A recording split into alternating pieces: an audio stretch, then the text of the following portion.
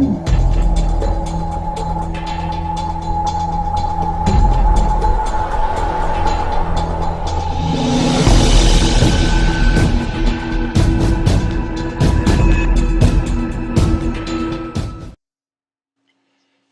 evening, good evening, good evening. Welcome to another episode of the all new TTown 411 report and our community conversations. I just want to apologize for Tuesday for our program. We had some technical difficulties going on, so I want to apologize for that. We're broadcasting live from the studio here at McKinstry's, and we're also broadcasting live on Sound Booth Radio and Sound Booth TV. Mike, tell them I can chime in on Sound Booth Radio and Sound Booth TV. Sure thing, Darren. Check us out on Soundmove TV. Radio side is down for maintenance right now. So check us out on the TV side of Soundmove TV. Just go to Facebook Live or YouTube.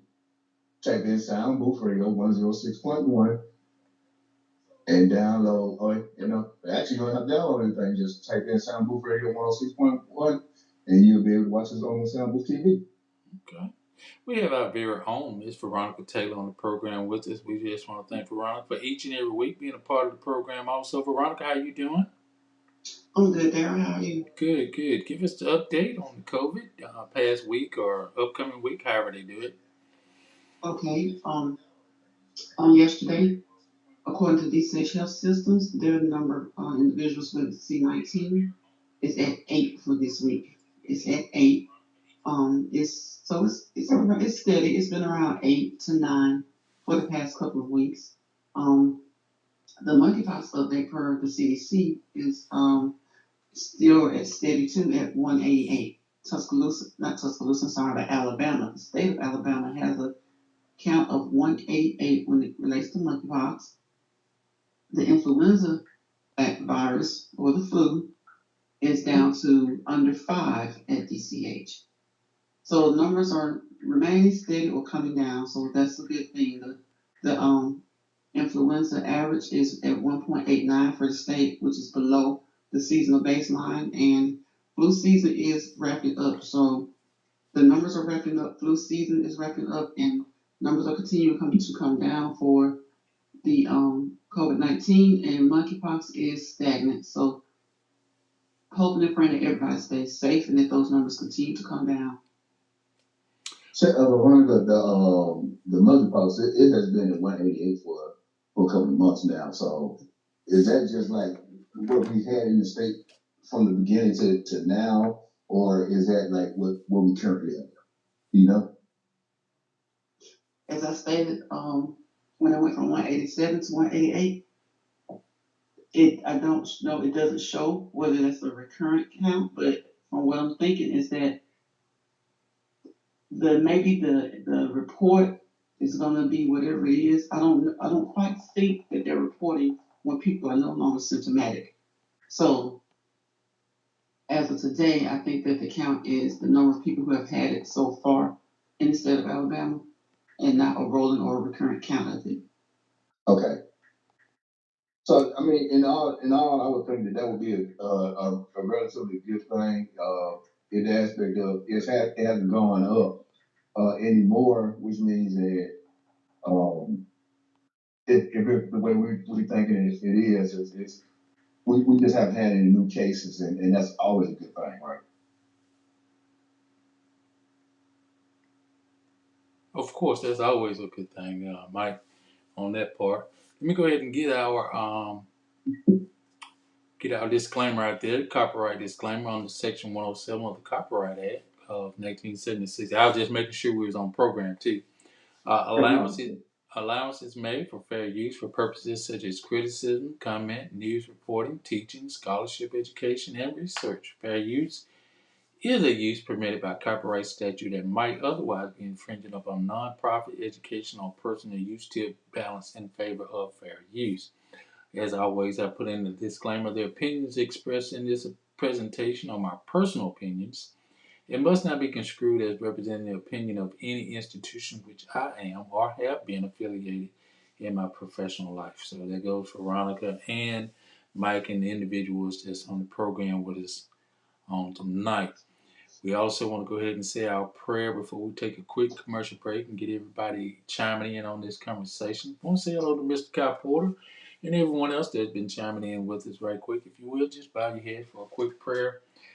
Heavenly Father, thank you for this day. Thank you for this opportunity to come on the program and share knowledge and information throughout our community, our family, and friends. We're praying for all our essential workers and our doctors and nurses and all the medical personnel from the records department, the housekeeping, laundry department, wherever they may be, Heavenly Father, we're praying for them.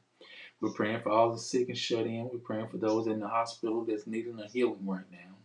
We're praying for all our first responders, the fire department, the police department, the garbage workers, all the military personnel from every branch, Heavenly Father. We're just praying that you continue to watch over all of them.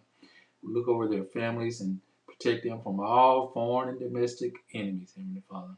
We give you all the praise. We give you all the glory. We want to thank you for your grace and your mercy, Heavenly Father. We're praying for all our pastors, all our educational field personnel, all the teachers and principals and all the personnel that's working in the school, even the bus drivers, Heavenly Father. We're praying for them that you'll watch over them and protect them also. We're praying for all our children, all our first families, all around the city and all throughout the country. Heavenly Father, we ask that you continue to go with the families over in Nashville right now, the bereavement families all over America who lost a loved one. We're praying for those in Birmingham, Tuscaloosa, and Northport, and wherever they may be, Heavenly Father. We're praying for them right now that you would continue to watch over them and lift them up and let them know that your will has been done. Heavenly Father, if you will, please continue to look over all our families. I thank you for looking over my father-in-law as he's had surgery and regaining his strength right now. We just want to thank you and give you all the praise and all the glory in your Son, Jesus Christ's name. We pray, amen. Amen, amen, amen. So, we got a lot to talk about tonight. We got a guest going to come on about 8:30. Is that correct, Mike? That's correct. Okay, so we're going to take a quick commercial break. We'll come back and we'll talk about a few things right quick before we get to our guest. We're going to have some public announcements from Greater Faith Church here in Tuscaloosa. So we'll be right back and then we'll get into conversation. For over 27 years here in Tuscaloosa, Catfish Heaven has been pleasing our taste buds with their delicious catfish, pan trout, hot wings, coleslaw, hush puppies, and don't forget about those made-to-order French fries. Whether it's your snack time, lunchtime, or dinner time, give the guys a call over at Catfish Heaven at 205-752-7222, or you can make your order online at catfishheaventuscaloosa.com. So head on over to Catfish Heaven at 2502 21st Street. See you there. Tuscaloosa, get ready for the TTown Memorial Day Weekend Blues and Grill Festival, Saturday, May 27th at Palmore Park, featuring O.B. McKenna, Avail Hollywood, Is you 25 and Arthur Young, Tucker, They call me Tucker. TK Soul, Oh, drive Miss Jody, me right. plus Donnie Ray and the J. Mars Group. Also a special Tuscaloosa. Get ready for the TTown Memorial Day Weekend Blues and Grill Festival, Saturday, May 27th at Palmore Park, featuring O.B. McKenna, Avail Hollywood, Is you 25 and Arthur Young, Tucker, They call me Tucker. TK Soul, Oh, drive Miss Jody, me right. plus Donnie Ray and the J. Mars Group. Also a special guest. Get your event jumping with Caroline Shines and Impulse Band. Impulse Band has been together for over 7 years, and they haven't missed a beat yet. The band has and will play in various venues and doesn't mind traveling to you. Being led by Alabama Blues Hall of Famer herself, Mrs. Caroline Shine. Impulse has opened up for Bobby Rush, L.J. Eccles, Tank, Fantasia, Calvin Richardson, just to name a few. The Impulse Band will surely fit your need for entertainment. Dial 205-887-6859 or 205-887-5026. Or you can just email them at shinesbrightly@yahoo.com. Caroline Shines and Impulse, the band made just for you. Hello? Hey, Rick. I had to call you to tell you that the food that you brought to the party last night was wonderful. It made me think about my grandmother's cooking. Where did you get that food, brother? I went down to Thomas Rib Shack to pick up the ribs, but when I got there, I seen that they had more than just ribs. I seen baked chicken, fried chicken, corn muffins, vegetables, apple pie, peach pie, and I looked around and I seen a sign that told me that they got chitlins and oxtails on Sunday. Oh, all I can tell you, go down to 2931 15th Street or just give them a call like I did at area code 205-759-5010. Thomas Rib Shack, Tuscaloosa, Alabama. I just want to remind everybody about the upcoming event that's going to take place May 27th here in Tuscaloosa, Alabama at Palmore Park. The TTown Memorial Day Weekend Blues and Groove Festival will be taking place on Saturday, May 27th, hosted by MC Sir Anthony. Gates open at 3 p.m., showtime starting promptly at 5 p.m. Advance tickets are available right now on Eventbrite. And also, you can get tickets at here in Tuscaloosa at the Beauty Outlet in Tuscaloosa here. Also, Selma. Well, I don't know if On Time Fashion is Selma anymore, but Centerville, Irene's in Greensburg, Boss Hall, and Reform, and Steel Barbershop in Utah. So all those locations is available for tickets available. And this is a all band and show. Tents, coolers, lawn chairs, RVs are welcome. This is Palmore Park on May 27th here in Tuscaloosa. Great show, great lineup. Arthur Young, Bill Hollywood, Obie Buchanan, Tucker, TK Soul, Miss Jody, J. Mars Group, Donnie Ray, and a special guest, Miss Mary, will be hosting the show also. So a great lineup. If you hadn't gotten your tickets or you planning on coming out, you can go ahead and get your tickets on Eventbrite right now. And this will be a perfect uh, opportunity to get it. Kai said my son already got his tickets. Yeah, tents available, tickets available, VIP still available. So those of you that are interested in this upcoming blues festival, this second year, first year was over at Munnish Park, or one of the parks. Soka Park over in Northport side, and this year is over here in Palmore side. So it's great activity, great fun, good adult fun, and security will be on hand. All right, Mike. So before we get started, man, I brought up this conversation. I'm gonna just bring up the one about the tattoos before we get into our guests and get talking about the school and other things. What do you think about parents that are allowing 10-year-olds to get a permanent, I ain't talking about a temporary, a permanent tattoo on their body? Well, to be honest, I mean, it's to each his own, Daryl. But to be honest with you, I personally, I don't have a tattoo now, and I'm 47. Um, it just, I, I think about how that stuff gonna look when you get old and wrinkly. You know, to be honest with you, and when it comes down to certain things, especially with kids, my mindset goes to you need to let your kids form their own identity.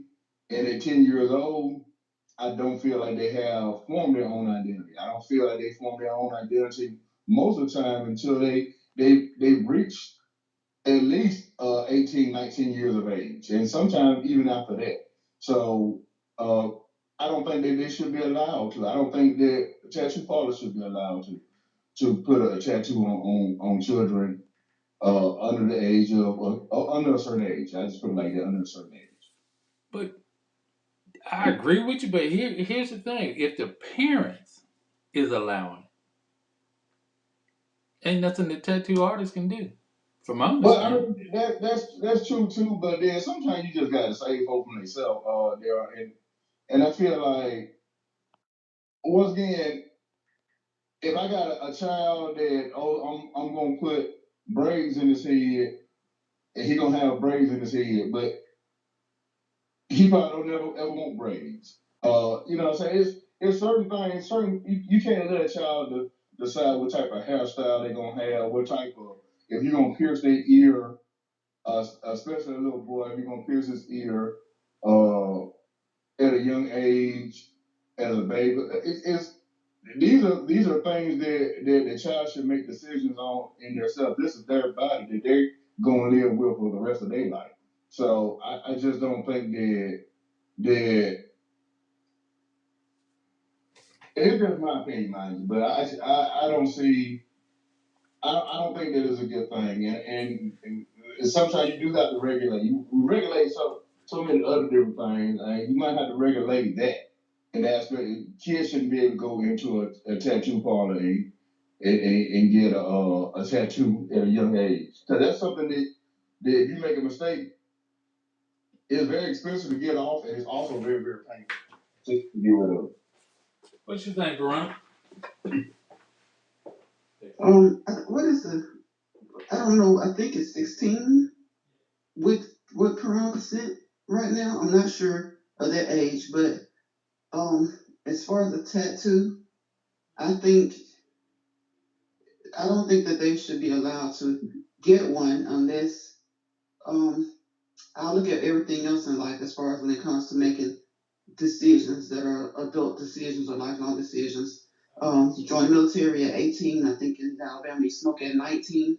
So I just don't think 9 or 10 is an age where the state steps in for everything else. I would think that the state could step in with some things. Like I said, I think the age is maybe 16 or 17 with a parent. There's no way to me that it should be legal if they're under the 16 to 18 years old. I don't see any benefit in it. Um, at that age, they always say it used to be the human mind.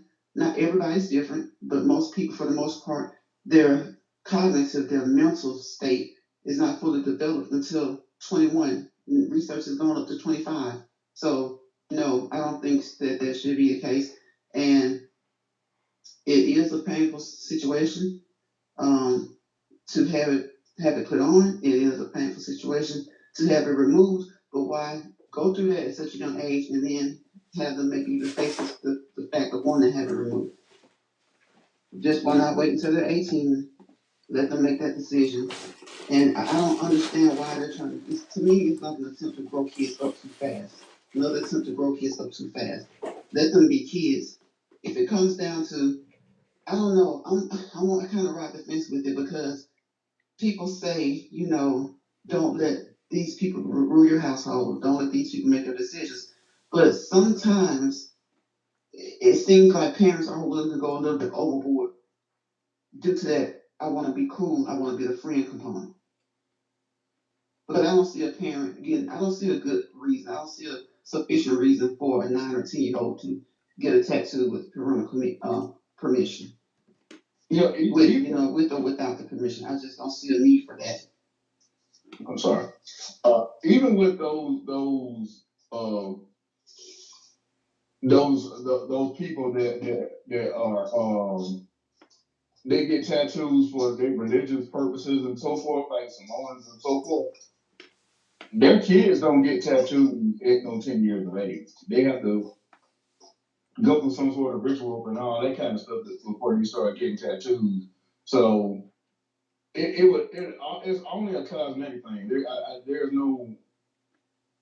I don't think there's no significance to it at all. So there's no, like Ron said, there's no reason for it. Okay. Well, we got a call. We got a call on the line with us. He want to talk about it right quick. Go ahead, call.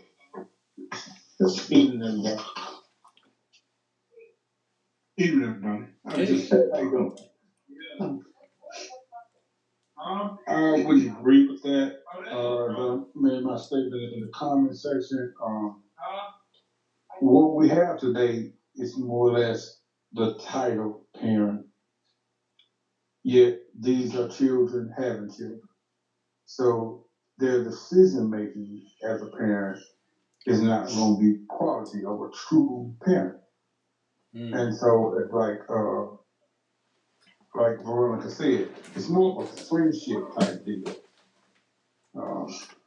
They're giving children decisions that they know they can't even handle, and not even really themselves can handle those types of decisions. We all come from a different era, and today's era is much different from ours. And we also know today's era has 30-something-year-old grandmothers and grandfathers, some 40. When our generation goes, there's going to be a real big gap. Not going to be no old people around. You're not going to have no big mamas. They're going to take the mama as the big mama. And she the grandchild. So I've never agreed with that, even from a biblical standpoint. We're not supposed to do it. But me personally, no, I never had one. The closest I came to something was a piercing I had in my ear that lasted about maybe an hour because I got in a fight right after and it got ripped out. But tattoo, no. 10-year-old child, no. Well, when you got parents saying, "This is my baby, I can do what I want to do with my baby." That's the problem. We don't. That's not village raised. That's not village thinking. You proving my point because that's what has happened to the black family. Everybody is hollering the same thing. You looking at that child's uncle and you his sister or brother, and you telling your brother, "Don't touch my child. Don't say nothing to my baby." But yet, when the child wants her, the first person you say go to get what you want. Go ask your uncle. Go ask your auntie. Well, society didn't really accept tattoos No. on very many people until recently. Exactly. And now, because they went from a biblical standpoint. in ear piercing, as y'all was saying, let's think about it. We let young, at first, babies getting, the ear piercing for as baby girls. Mm-hmm. Then all of a sudden, that's more of parents. That's more of their parents wanting to happen. That 1-year-old or 2-year-old child, they look at mom and say, "I want my ear pierced." But by the time I'm 3. But now we're talking about parents allowing the boys to get it early on as well as later on in life. So is this something that just gonna grow on society, that youth having permanent tattoos to become acceptable? Sadly, I would say so. It's more acceptance to everything that was not. And I understand that times have changed, but there are some things that, like, at one time, if you had a tattoo, most folks, they had a tattoo, they tried to keep it covered up. And a lot of the job, it was that if you had a tattoo, you couldn't show it. Now it's like, they don't care if you have a tattoo, because that was not vulgar. And people have tattoos all over and piercings all over, and they don't mind showing each and every one of them. So now you have people that's doing that, it starts trickling down to the young teenagers, or the teenagers who see people in their 20s doing it, and of course they want to be a little older than they are. They want to do it too because they seem like it's so cool. Yeah. And so you got baby brothers, baby sisters, they want to do the same thing because big a brother and sister doing the exact same thing. So it's a trickle down thing, and like I say, that's where the parents have to step up and say, no, you're not ready for that. That's not something that you might, cause you might get that, and then in a year, you're like, I hate. I know a lot of people right that got skills that I I I need to get rid of these. I get from that. Um, Years old, I cannot see having a tattoo that you got at 10 years old, and that you think is cool right now, and then let's say another 10 years, one.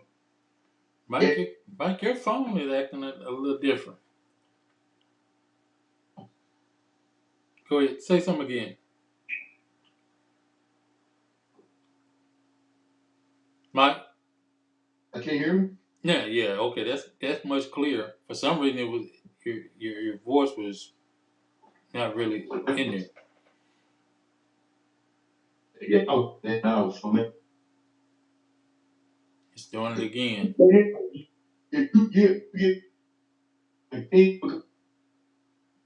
what I want, and 10 years later, they 20 years of it, be sure that what they thought was cool at 10 is not going to be one, not going to have effects. That's that you can't just say, no, I don't want this no more. You can't throw it off.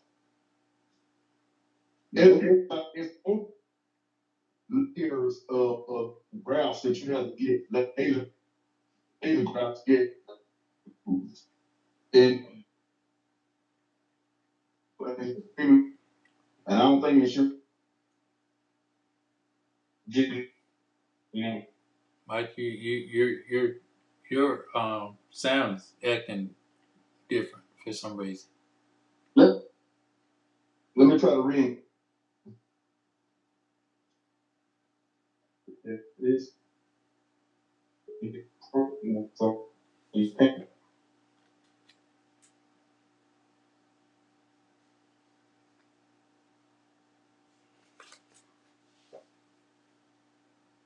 Hey, Mike.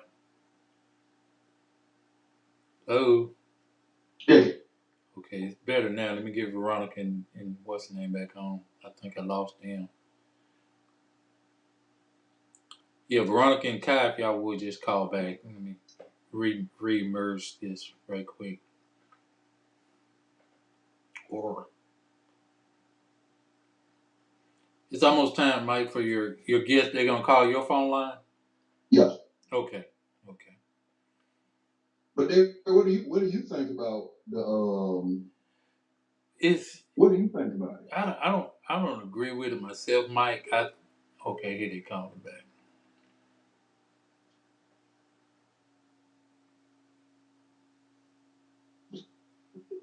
Okay, we got Veronica back and Mike. You there, Mike?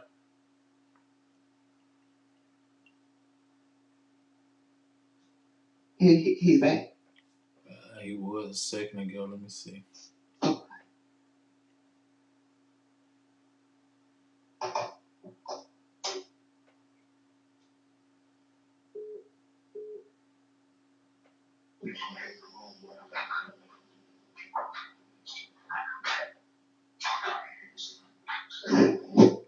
Okay, I think we got everybody back now.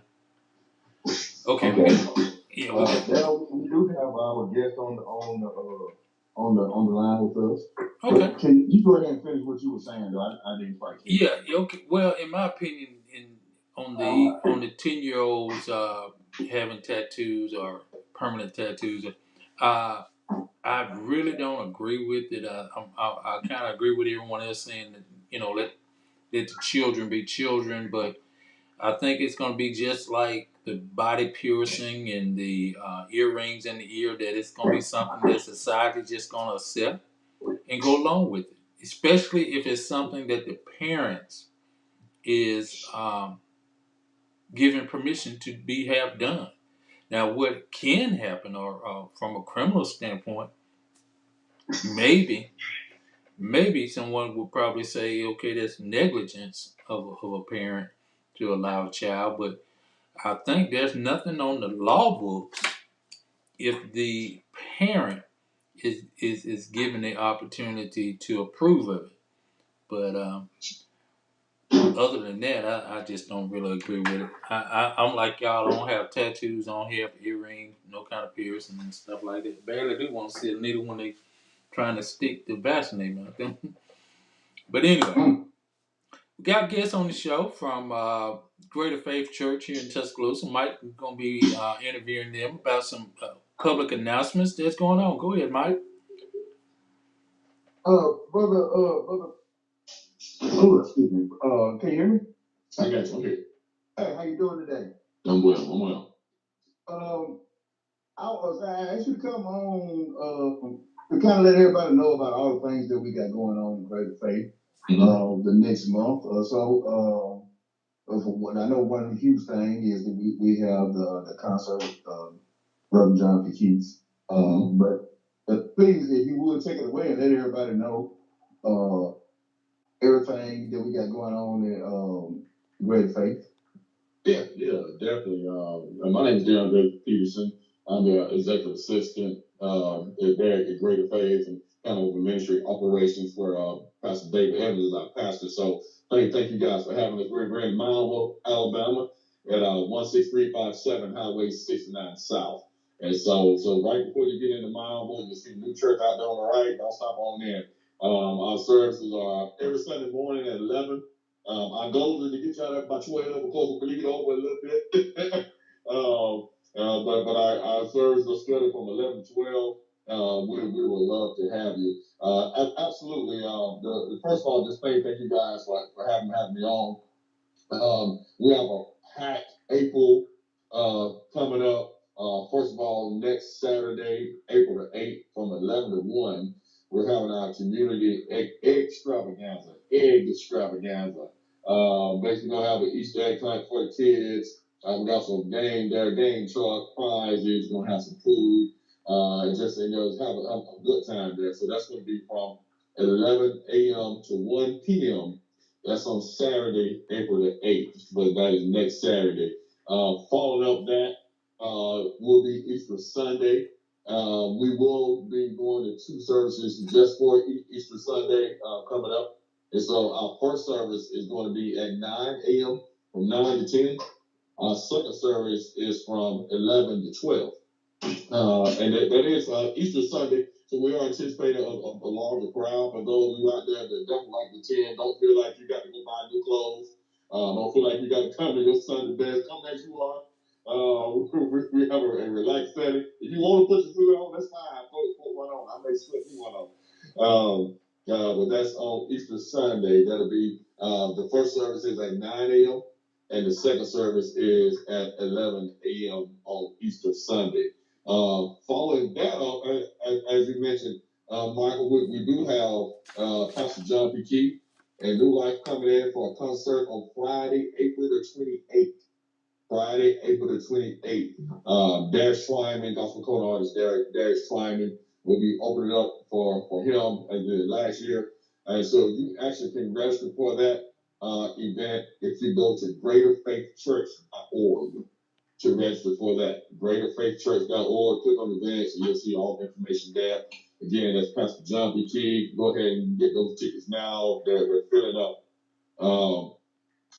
After that, the next day after Jumping Kiwi, so Jumping Kiwi is on a Friday, so on April 29th, on a Saturday, we have the Courage to Lead conference. That's from 10 to 2. We won't be there all day. This is for pastors and ministry workers and worship and arts, people operating in worship and arts ministries, pastoral care. We're going to have a general session, but we're also going to have breakout sessions. We're going to have Bishop H. Eugene Bellinger there. We're going to have Overseer Higgins, K. Conyers Jr., and also Dash Schweiman will stay from the concert and be doing a session as well. That's Saturday, April 29th from 10 a.m. to 2 p.m. And as always, if you want to kind of stay in touch and stay connected to everything we're doing at Greater Faith, download our app. And so on your Apple, on your iPhone, on your Android, go to the Church Center app. Go download the Church Center app and find Greater Faith and the Greater Faith Church in Mineville and connect there. You'll be able to see messages that that we've had there, prayer requests, connection cards, all the events that we have going on to stay connected with everything we have going on here. But DP, you were saying, I call him that because that's how I always knew him. But he was talking about how laid back it is at the service. Just last week we had 90s. Go back to the 90s. So that's just, you can come up in greater faith. If you do not have a suit, you don't have a suit, you don't have a flowery dress or anything like that. You can just come in there and you gonna feel welcome all the way around. But there are other things that Greater Faith also does, and can you let everybody know a little bit about the classes that we have pertaining to the insurances and the financial helps? Yeah, absolutely. And these are some in the past, and we're not going to get those on the rotation, but I will kind of tell you about what we've had in the past. And actually, this past Saturday, for instance, we had a class there called Pathway. I'm sorry. Okay, I'm sorry. We had a class called Pathway to Employment Success this past Saturday, where we were talking about resume writing and cover letter writing and mock interviews. So we had that. A few weeks ago, we had a series called Managing God's Money. And basically what that was a 4-week course where we learned about what the Bible has to say about how we ought to handle our money and our possessions in simple and easy to follow format. So that whole program was designed around understanding your money, your possessions, and your training. So man, it got really good. We're talking about budgets and side hustles with to make more money and all of that. And one of our functions last fall that you alluded to, we had a workshop called the ends workshop. Basically, we called it get those ends, the income, insurance, estimates. We brought in gentlemen to do the investments part. My brother, actually, Julius Peterson, did the income, and I took the insurance. I'm a licensed insurance agent. So, So we're all about building the whole man. We're all about empowering the people. Not just so you can come and hear the word, but we have classes to show you how to apply it to your daily lives. In all those areas. So absolutely, there's gonna be some more of those coming on the rise, and we'll definitely get those out. All right. And also, if you wouldn't mind telling me a little bit about the education academy that we have down there at Greater Faith also. Yeah, absolutely. Now, this is one area that we're extremely proud of right now. Our academy, Greater Faith Academy, we do have that going on right now. We have it's kind of like similar to a daycare that we have on our academy there at Greater Faith. They are growing, I'm telling you, like weeds. So we're so excited about the work that Ms. Katie Bragg is doing there, the directing Greater Faith Academy, and there are any parents that are looking to get their kid in a safe environment, and in a very clean environment where the teachers really do care. And it's not going to break the bank, it's not going to kill your budget. Definitely, contact Caleb Bragg there at Academy at the Great Faith Church. .org, or you can send me an email at dtpeterson@live.com. I can get you in contact with the appropriate people for that. So if you need to get your kids somewhere, you got any newborns, or if you would like to explore some other options concerning the child care for kids, we would love for you to set an appointment and kind of give you a tour of everything that we have on there at Great Faith Academy. Yes, sir. And I did want to make sure that I reiterate that everything that's going on next Saturday is absolutely free. So if y'all decide you want to come out to it, there's no charge for it. We just want y'all to come out and enjoy yourself. If you're looking for a church home, Greater Faith is a good place for you to come check it out. And I think that you'll like it. I fell in love with it the first time I went there. So absolutely. Does anybody else have any questions? Kat or Veronica? Yeah, of course, with the financial class that you were having, will that be coming up again soon? Yes, it will. We don't have one scheduled now. Actually, from the first one, what's in the plan right now is to develop a small group from that one. But it will probably next quarter we finish out this quarter. In the month of March, we'll be seeing some things. 39 April, but probably in May, we'll probably start setting another round of that. But if you go and download that app, whoever is listening, download that app. We'll push that out. That restriction for that. What's the name of the app? Greater Faith. Yes, if you go to the Church Center app, download the Church Center app, and then you will find search for Greater Faith Church Mountain. And then once you do that, install that on your phone, and anytime that's updated, you got push notifications sent to your phone. Okay. Well, all I can say, Mike, is Pastor David Evans is doing everything he said he was going to do in Mountville with Greater Faith. There's the educational academy, the people that are coming to learn the Word of God, and it's not about, like he said, it's not about him, not about that. It's helping people. I see him helping a lot of people, right. So it's a great thing. Financial literacy is very important, as well as, like he said, one of the topics was how to spend God's money or how to save God's money.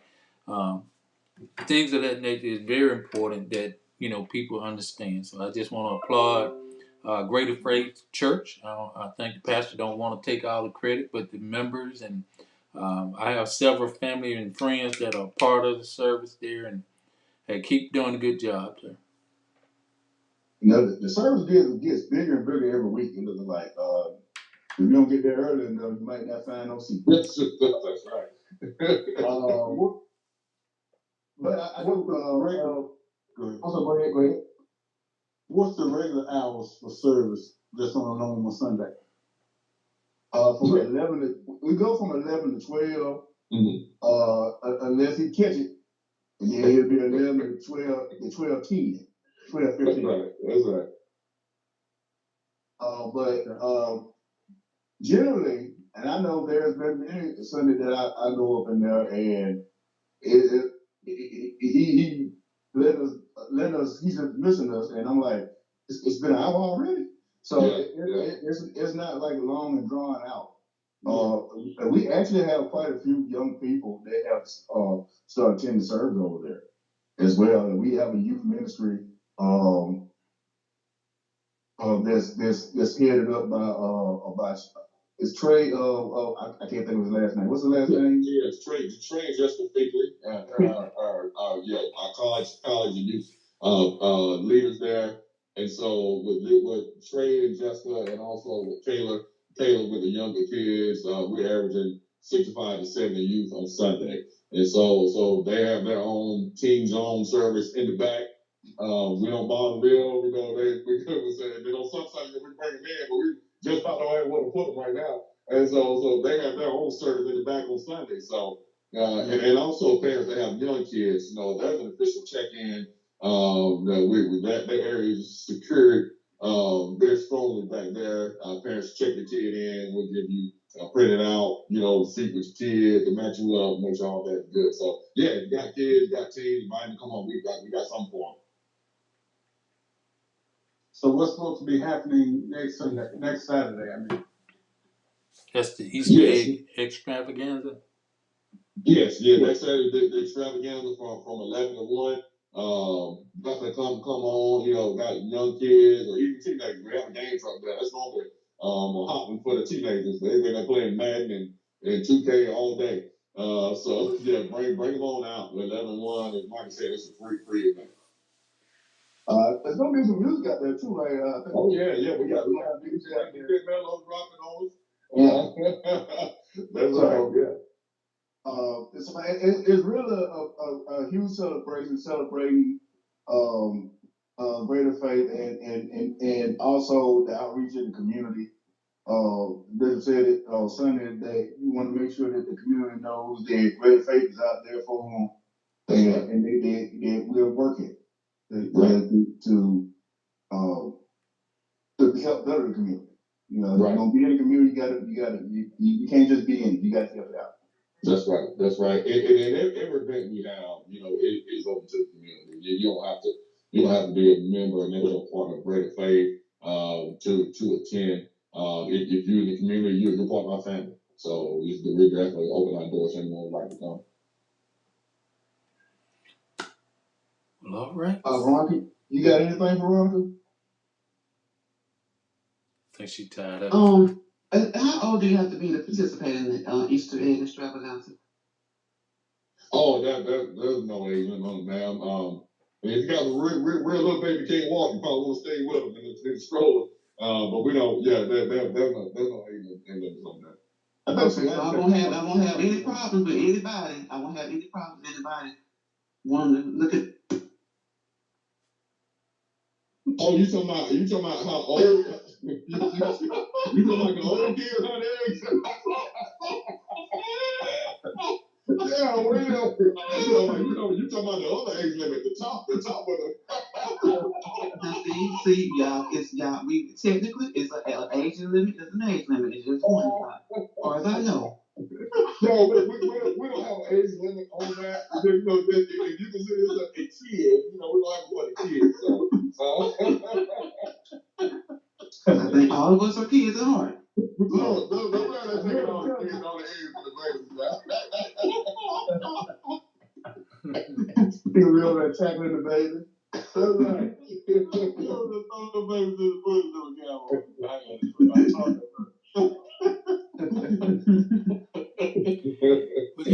We got a call on the phone. I don't know if he had a question. Mike, Jesse, you there? Hey there, yes. Okay. Hey, Jesse. Hey there, everybody. How's it going? Pretty good. Sorry, I'm tuning in a little late and everything. I heard y'all laughing and everything. I didn't get the joke, but I guess it's something that has to do with Easter. You guys, ain't no telling with y'all anyway. I see a lot of things going on in the news today. Some things I've been kind of waiting on a long time to hear. Now just waiting on some actions to be taken. I'm sure. Jesse, I think we were discussing on Greater Faith. We have a guest We haven't got to with Greater Faith Church. Okay. We got a few minutes. We'll get to those in just a minute, Jess. Okay, sure thing. Well, yes. Go ahead, Jesse. No, I was going to say hey to the member. My name is Jesse. I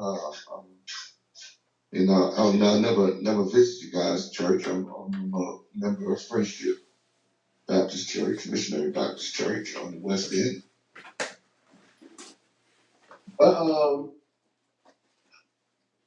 You still with us? Yes. Yeah, I'm still. All right. Once again, this next Saturday, that's going to be 11 to 1.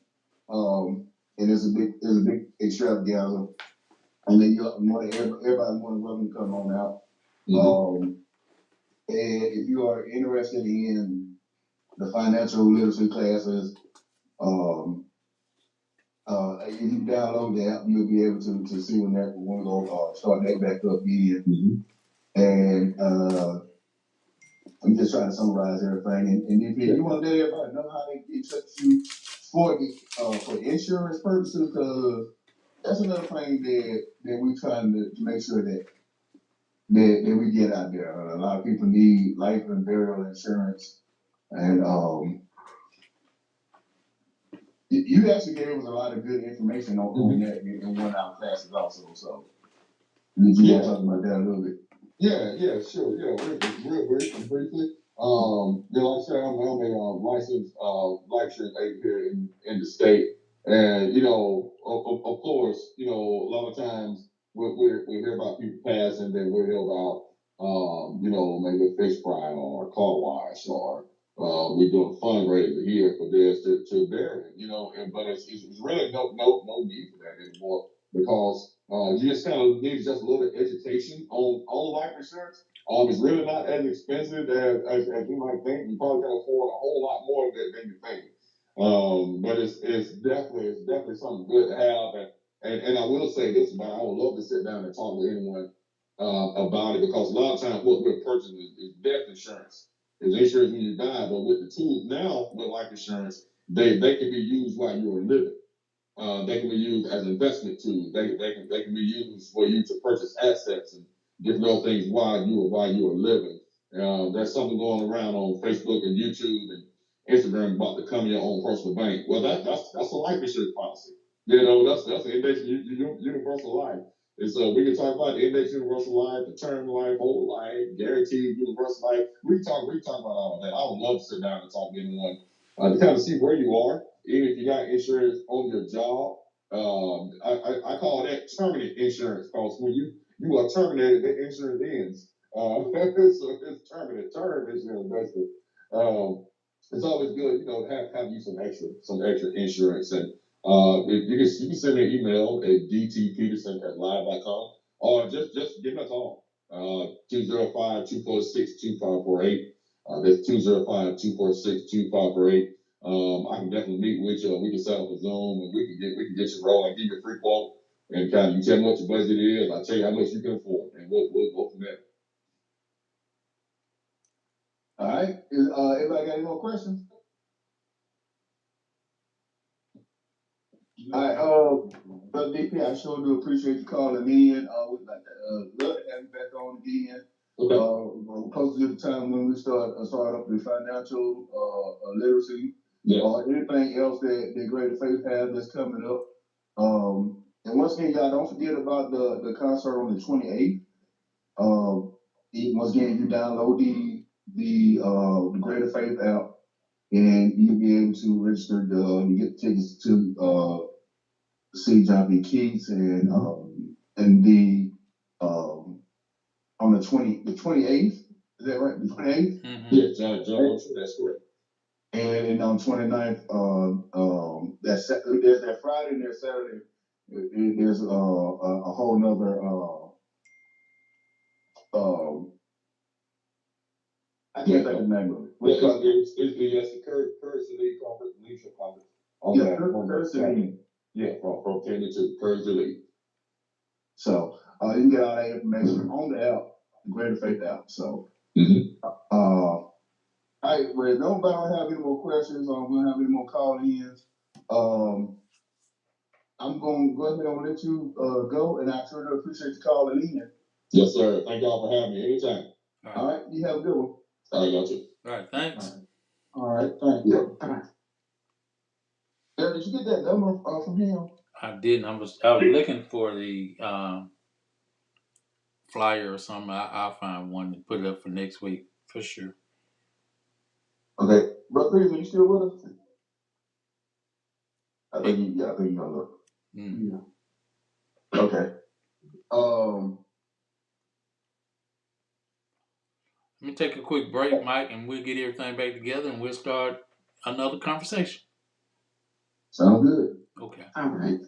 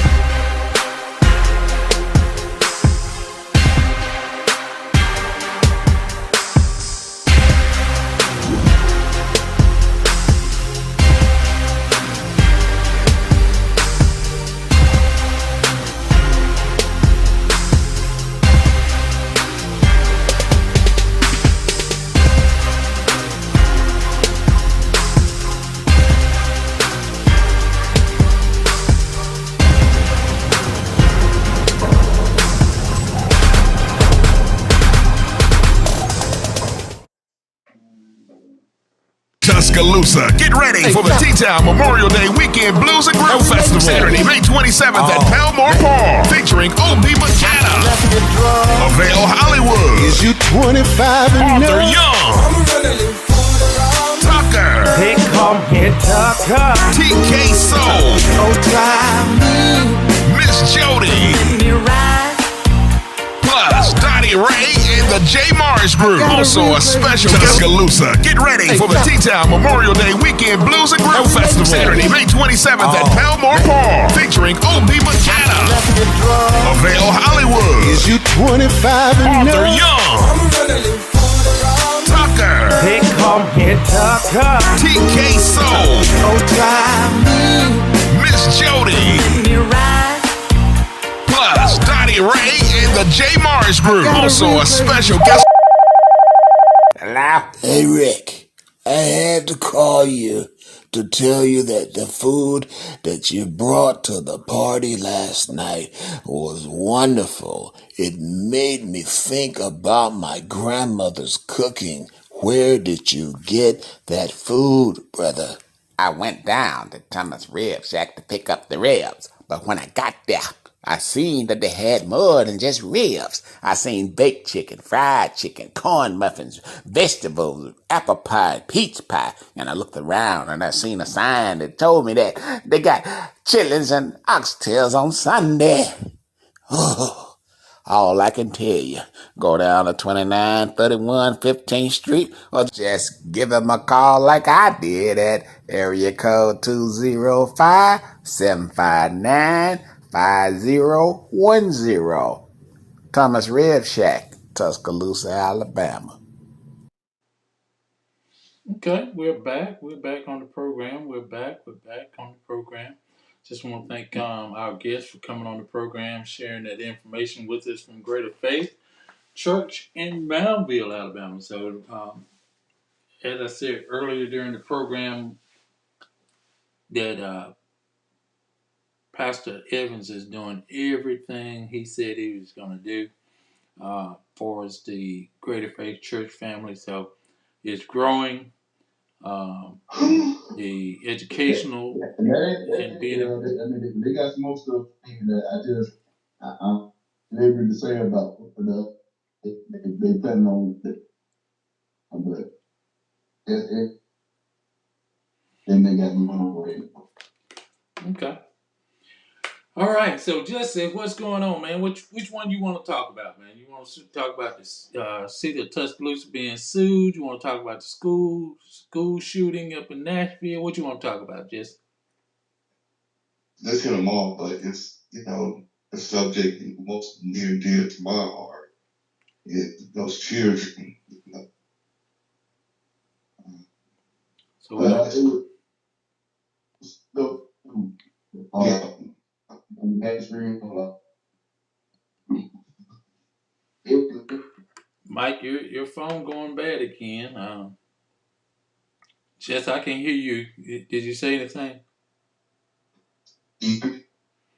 Your phone is acting a little strange too, Mike. I think you there.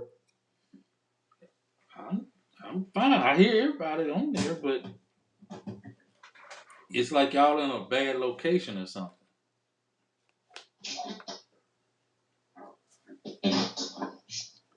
Like an echo. No, I don't have the echo. Kai, you still there, Kai?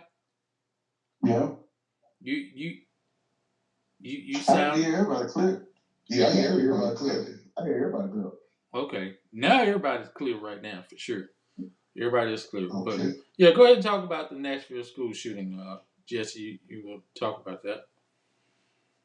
Yeah, I just, it's always troubling. I'm sure Nene and everybody when you hear something like that, and then as the HO coming up,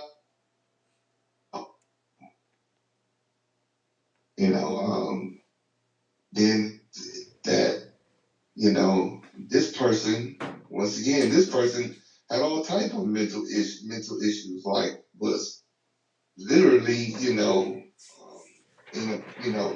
getting mental treatment and stuff, from my understanding. So I'm like, when these people gonna stop putting $1 over these children's lives and over people's lives? Because, you know, everybody gonna say, well, a gun kills people. Yeah, but you have a choice of a gun like that. You know, I don't know. Some things motivate people to even do worse things, you know, depending on, you know, what you know, how their mind is running. But that assault rifle, um, is just really no place for it to be sold. Ain't nobody gonna tell me they go hunting with one, because that's the most ridiculous excuse or assumption to even bring up. I'm just no, I'm like really over it. But the fact that the NRA is controlling a lot of these majority Republican politicians the way they are is utterly ridiculous. You know, until one of their children gets taken down by one of these firearms, nothing's going to be done. It's going to have to hit home for them because no one else really matters. You know, their pocket seems to be their priority is their money. You know, the one thing that instantaneously jumped out when this incident happened was that this young lady was on the doctor's care for mental for mental treatment, exactly. But the other thing that popped out, and this what really got me was she had bought I want to say 4 weapons, if I'm not mistaken, and I was under the impression that with background checks and all this and all that, you weren't supposed to be able to buy a weapon, especially if you were under some sort of mental, being seen by a doctor for a mental defect. I don't think they had it up there, and I don't think they had it in Tennessee. I thought that was federal law. I was just going to say that because in certain places in the South, you can buy guns legally without a background check. In some states, now, in some states, it's different. I thought that was a federal law that you had to have a background check. But they trying to enhance the background checks. Now I could be wrong. I don't know Tennessee's laws, to be honest with you. Yeah, I don't think Tennessee they have that type of intrusion. You know, they look in that depth of a background check. I don't think in Tennessee because they were just talking about it. Do you know for sure, Daryl, if Tennessee has that particular law on the book?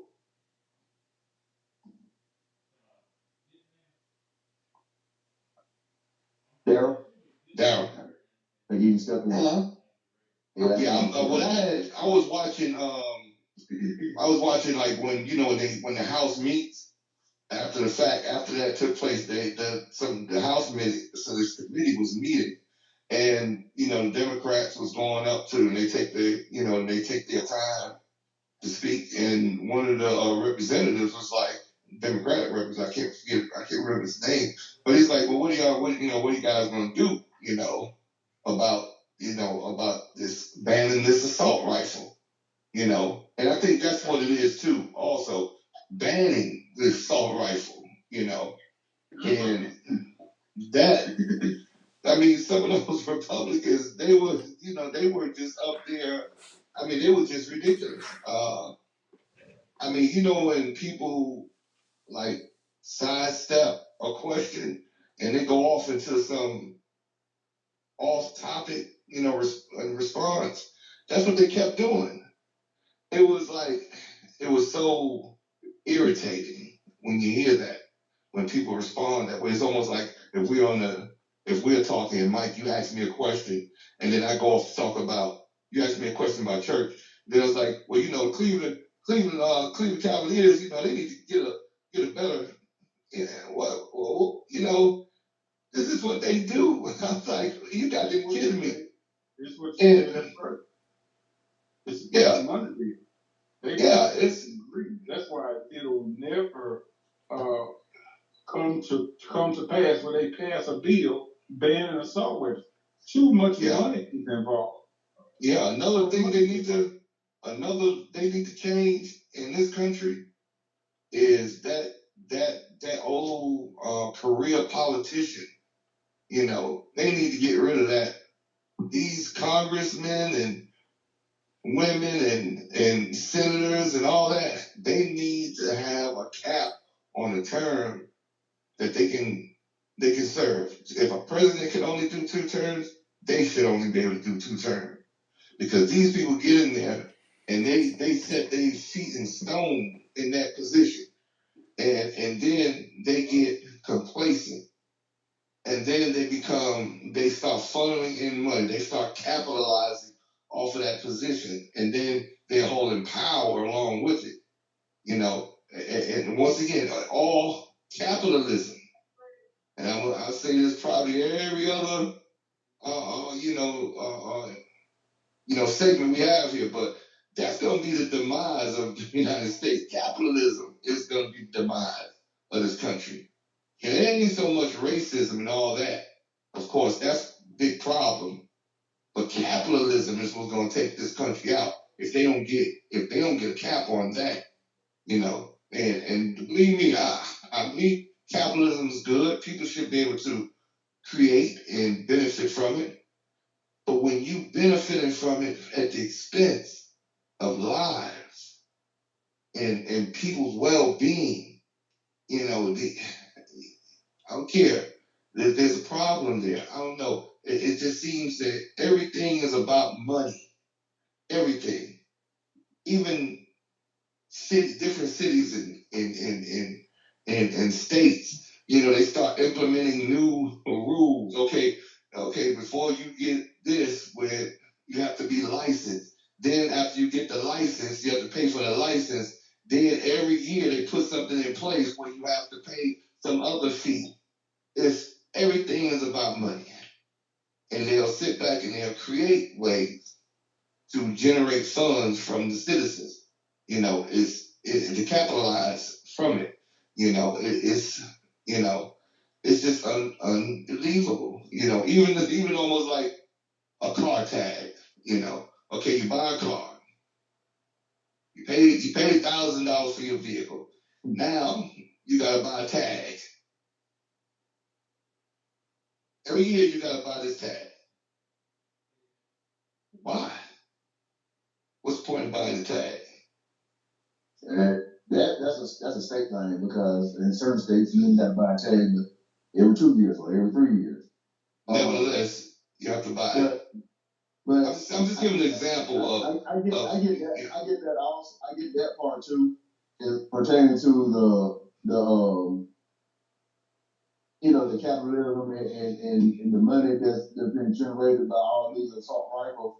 But the fact of the matter is, now you have so many people that want an assault rifle that it's going to be almost impossible to get a ban on it because so many people actually own assault rifles. They're not right. I mean, so that's one thing. But I think the other problem is the one that we need to talk about is how quick that they went in and Tennessee. They got there relatively quick.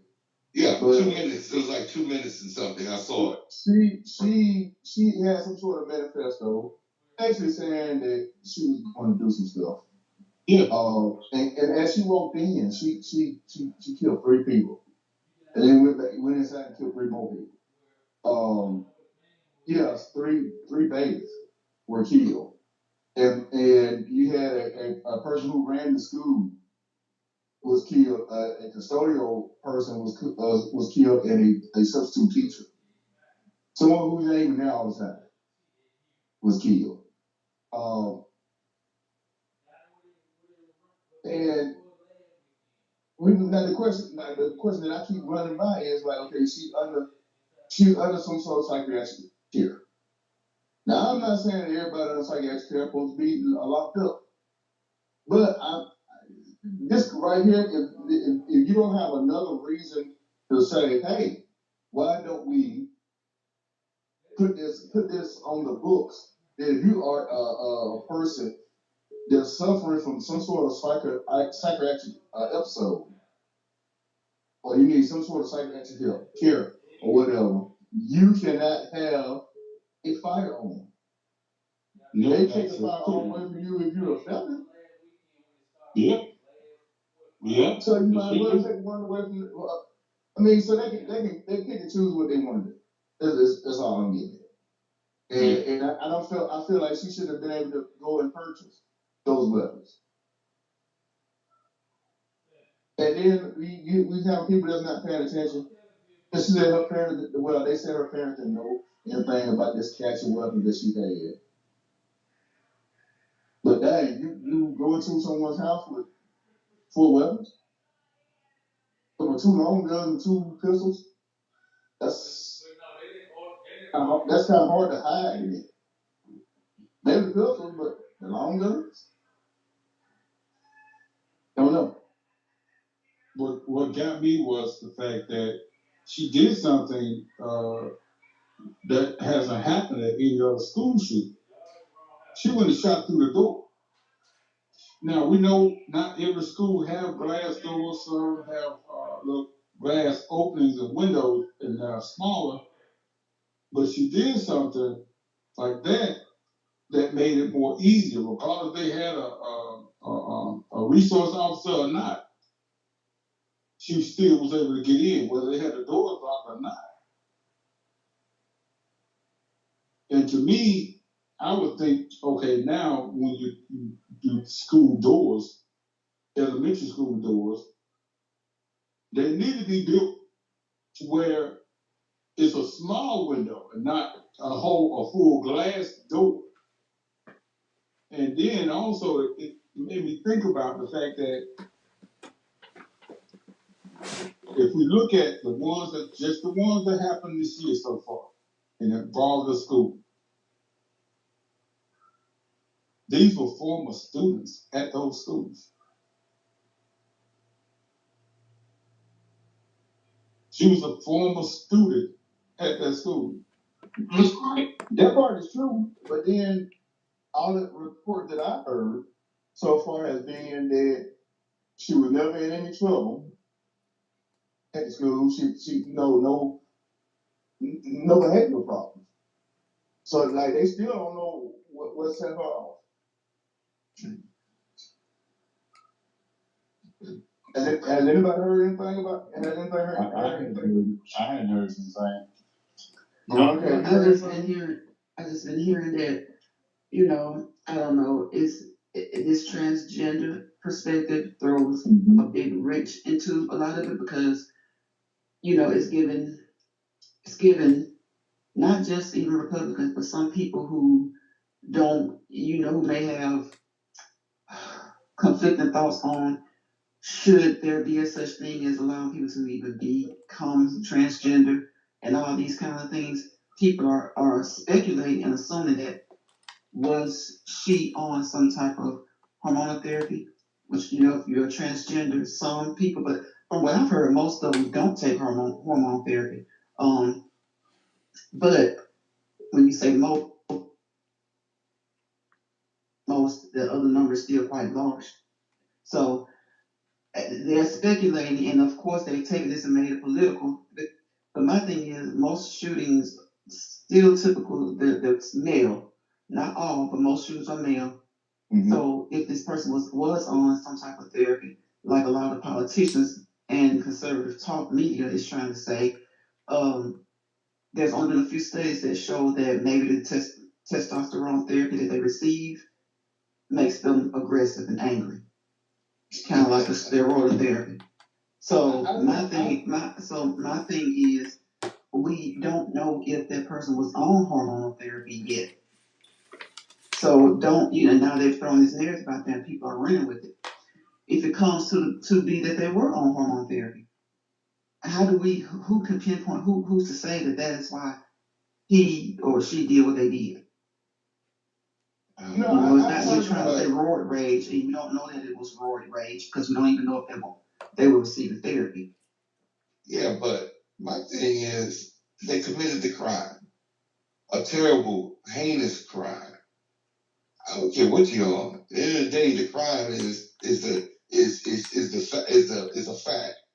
and to not these people always trying to go off topic. Once again, here we are. We're talking about somebody that went in and committed a mass murder, and what do they want to talk about? They want to talk about you said it before, just is deflecting yes. the actual topic. The topic is the guns. The guns. No, they're trying to throw the guns. They use the mental component. They use the mental component to make it convenient for them to argue. Right. The guns and this person. Now they have another strike to say, she was transgender and that's the reason why. But all those other shootings that were not that weren't actual men that were actually shooting. Right. It was the person. Most people, personally, I don't really even look at the fact that was it a white person, was it a black person? You hate to say it was a black person, but hey, a black person go in there and shoot up the place just like a white person can, just like a Hispanic person can, just like an Asian person can. Right. It can be, it can be any nationality. The gun in itself does not know. The gun in itself does not know who's holding it. The gun in itself don't care if you black, white, Hispanic, Asian, or West Indian. So none of that stuff right there has anything to do with anything. And then the things that they're trying to use, right? Yeah, the things that they're trying to use, as far as that goes, if you want to talk about roid rage, that's usually like someone snaps. This person this was calculated, so it was premeditated and it was calculated. So even with it doesn't matter if it's a transgender or not, when you start talking about mental issues, don't use them when they're convenient to argue for punishment, and then they also use them when they want to argue against certain punishment or certain people. Yeah. Certain people committed, then the mental health issue, they want to make it a mental health issue instead of a gun issue. Certain other people committed, they still want to make it a mental health issue instead of a gun issue, instead of focusing on the issue. Now, if there was some mental health documentation on mental health issues, right? Let's talk about this, and why was this person allowed to have the weapons? It still resorts to why was this person allowed to have these weapons. When are they going to start better managing who allows what weapons and what weapons are allowed?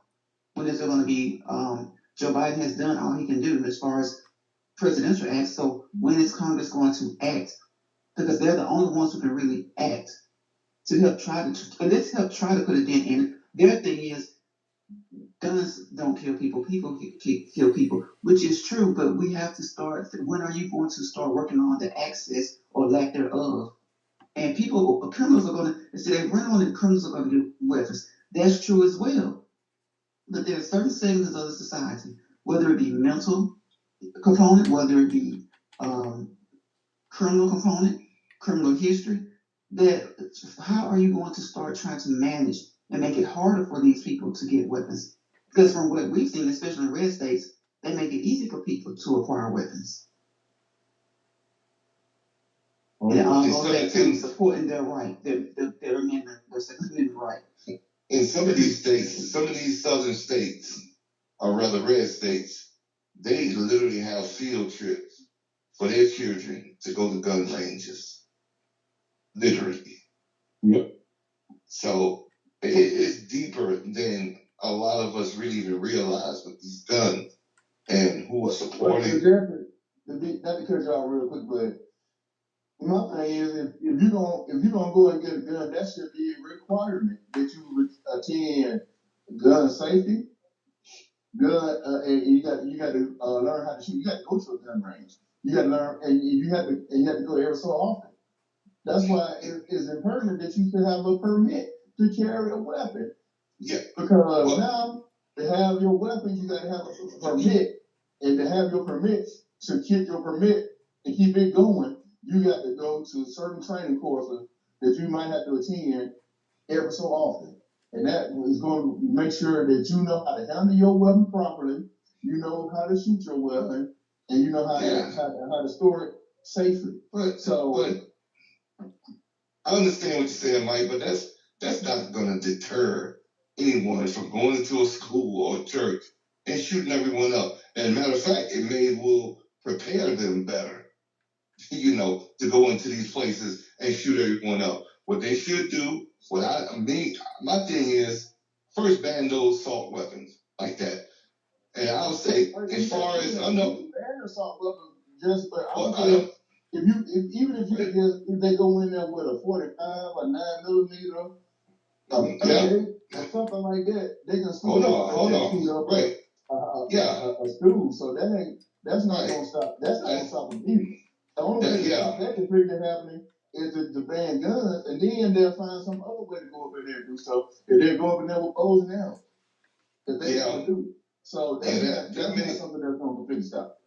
Well, my thing is, I'm just saying me, as far as I'm thinking, I understand where you're coming from. What I'm saying is all that, requirement to go to gun ranges to learn how to shoot and this, you learn how to shoot, learn how to handle a weapon for your own personal safety and those around.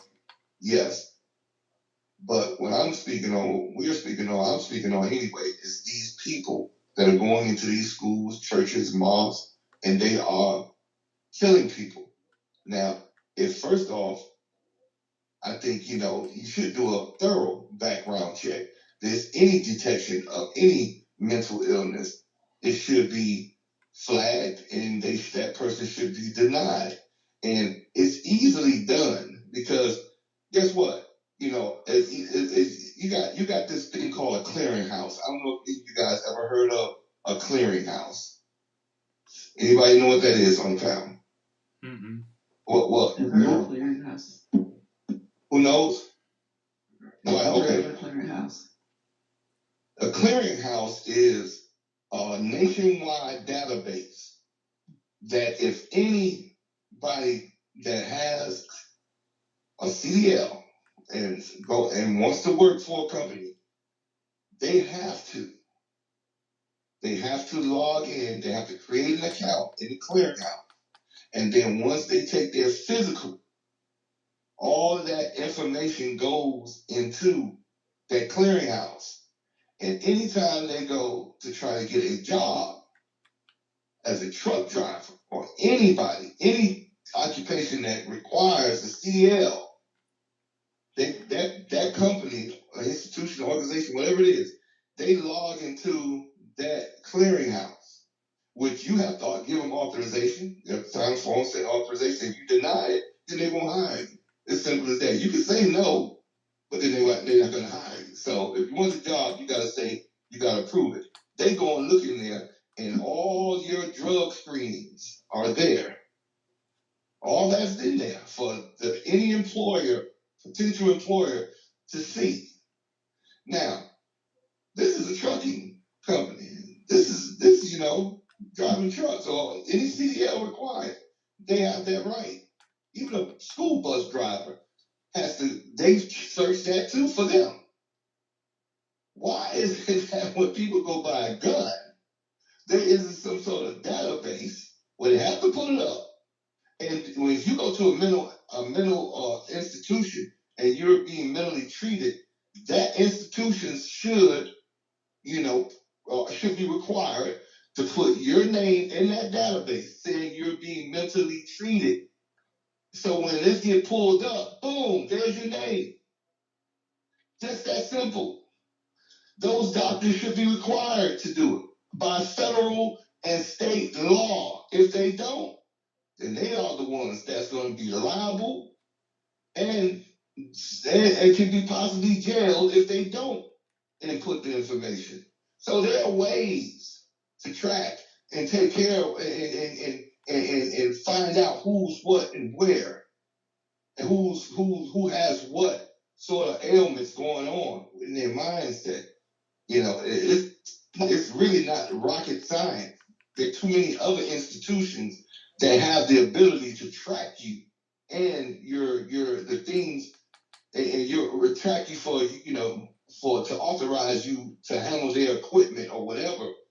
I mean, to purchase a gun, I would think this database solution should be simple.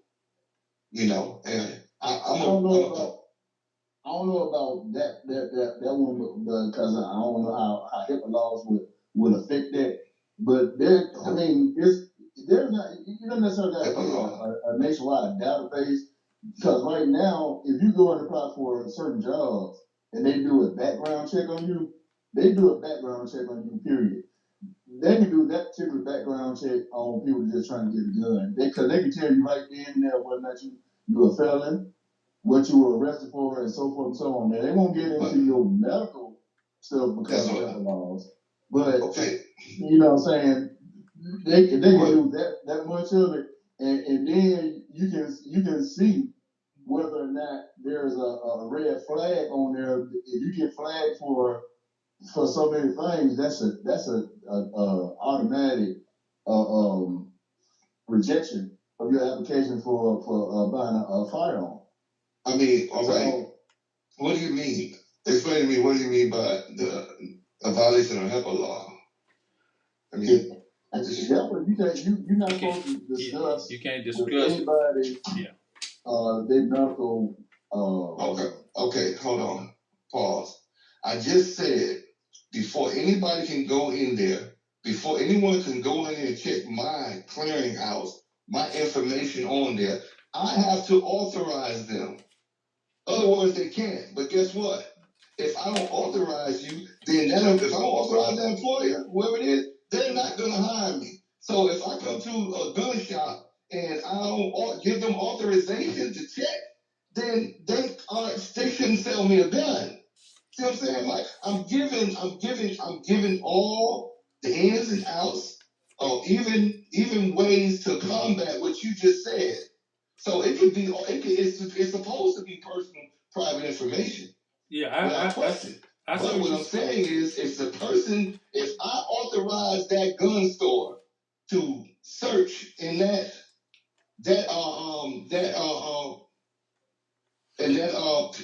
use that tool to search my background, I authorize them, then I'm giving them permission. So there's no violation because I gave permission. See what I'm saying? It's not open to everyone. The person that's coming to purchase or whatever, they have to authorize it. If they don't, then they can't get a gun. If they do, then they give that gun store authorization to look in there and see if there's anything in there that's touching base on their mental aptitude, because it'll be there. It has to be inputted by the doctors. You see what I'm saying? I understand exactly what you're saying. In other words, they're signing a release at the time of their purchase.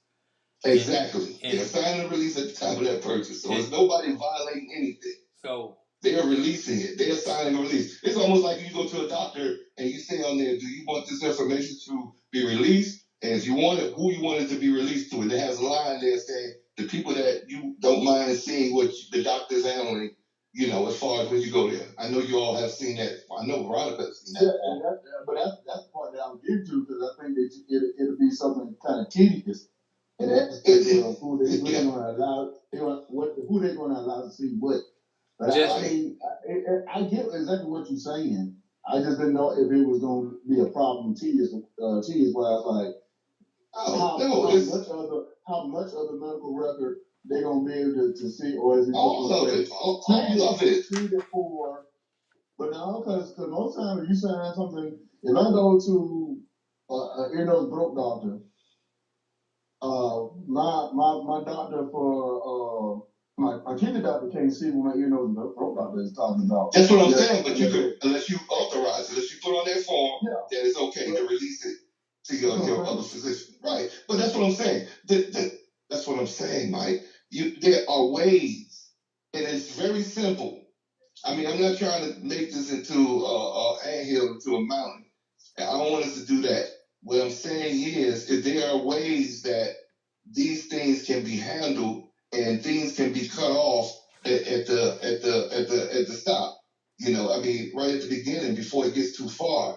All I'm saying is doctors, mental health doctors should be required to input all their patients in this system. No one has access to it automatically. There are certain institutions can access it. They don't access everybody's. But if you go to a gun store, the gun store should have a computer in there that they have access to that system, and then they can only pull up that particular person when that person comes in that store to purchase that gun, because that person's information should be in there. If I get pulled over for DUI or anything, it's going in that system and it's going to stay there. And it won't come out for about 3 to 5 years. And nobody's going to hire me or any driver in that time frame. And then even after that, they're going to be like, well, let me see if you got any, you took any drug classes or anything like that, rehab or whatever. They would require any of that from you, you know, and the certificate problem if they want. But what I'm saying is it should be available. You know, it's just that simple. That was the one thing. Yes, I think everybody was saying that all that stuff should be available to the point where you know whether or not they having mental problems, so that they if red flags period pop up when it comes down to buying firearms, and that's also trickled down not only to pawn shops but to all these gun shows. That tend to tour countries and counties, and they selling guns in the name of being collectors, and so that way you don't actually have to have a background check because you're a collector. So all of them, they should be required. They require everything of us, you know. They require everything of a citizen nowadays. If you want to own a restaurant, there's so many doggone requirements to own a restaurant. So many doggone different inspections you got to pass, and each one of those inspections down there is going to cost you to get that equipment in place to pass that inspection, that particular inspection. I mean, look, this is not rocket science. They got it going on and everything else. They might as well put it where it really matters. Put these institutions in place where it really matters, where ones that save lives, you know.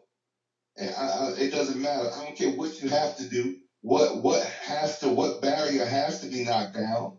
But these are things that need to be put in place so that certain people aren't able to buy these firearms. You know, and then once again, I still say ban those assault rifles because it's not necessary. You know, the only ones need an assault rifle, I say, is the military or probably the police force. You know, if you're not in the military, if you want an assault rifle, join one of those institutions. I'm quite sure they'll let you have at it. But just go into a store and purchase one because I feel like a need to have a AR, you know, or something like similar to it. For what? For what? You know, why? You can't. You ain't going hunting with it. It's not a hunting rifle. You know, these rifles were made for war. They weren't made for us to be walking around and going into the woods shooting at deer. It's just, come on. My thing is, these children are being killed with these weapons. People are being killed with these weapons. You know, they are weaponizing these weapons for mass destruction. Period. Do something about it. Do whatever it takes. This is what should be going on in Congress. They should be doing whatever it takes to remove them. But they don't want to because it goes against their bag. You know, it goes against the money they're getting right there. Those envelopes gonna stop. I'm just saying, at some point, life should matter. That's all. And children, especially. I mean, those children, that's sad. Not just them, but all the other kids prior. This country, we lost more children by mass shootings in this country than any country on the planet. And it's supposed to be what, the United States of America, the greatest, whatever. We take a back seat to the other countries when it comes to that. Without question. You know, they look at us like, hey, it's supposed to be the United States. They just killing their children like crazy. And a lot of other countries, ain't no way you can own an assault rifle in other countries. Ain't no way you can own one. If you own it illegally. If you get caught, they're gonna throw you under the prison. But here in the United States, my Second Amendment right.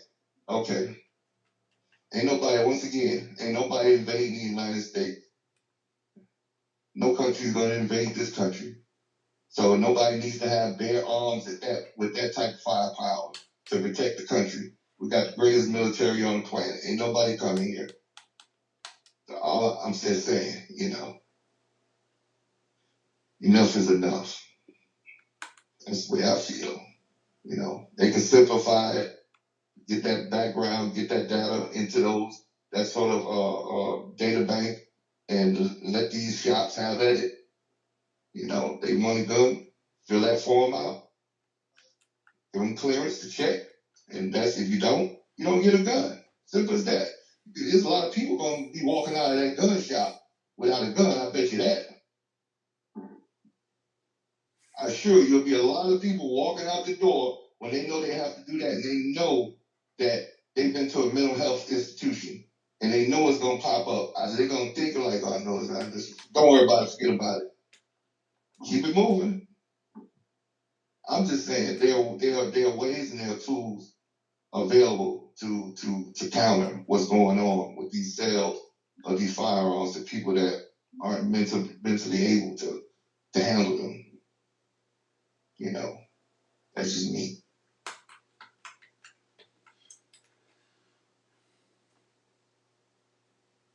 I yield. Just you're absolutely right, man. I think there got to be some kind of more stipulations added to these things for its background checks. There again, I still stick to my guns about insurance on these weapons. That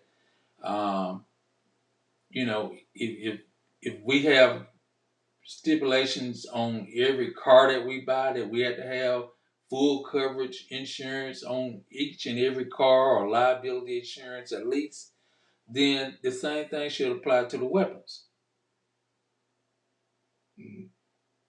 So just think, I got 4 cars, I got insurance on them, but believe me, as soon as one of them is paid off, I'm hollering, hey, just give me liability on that one.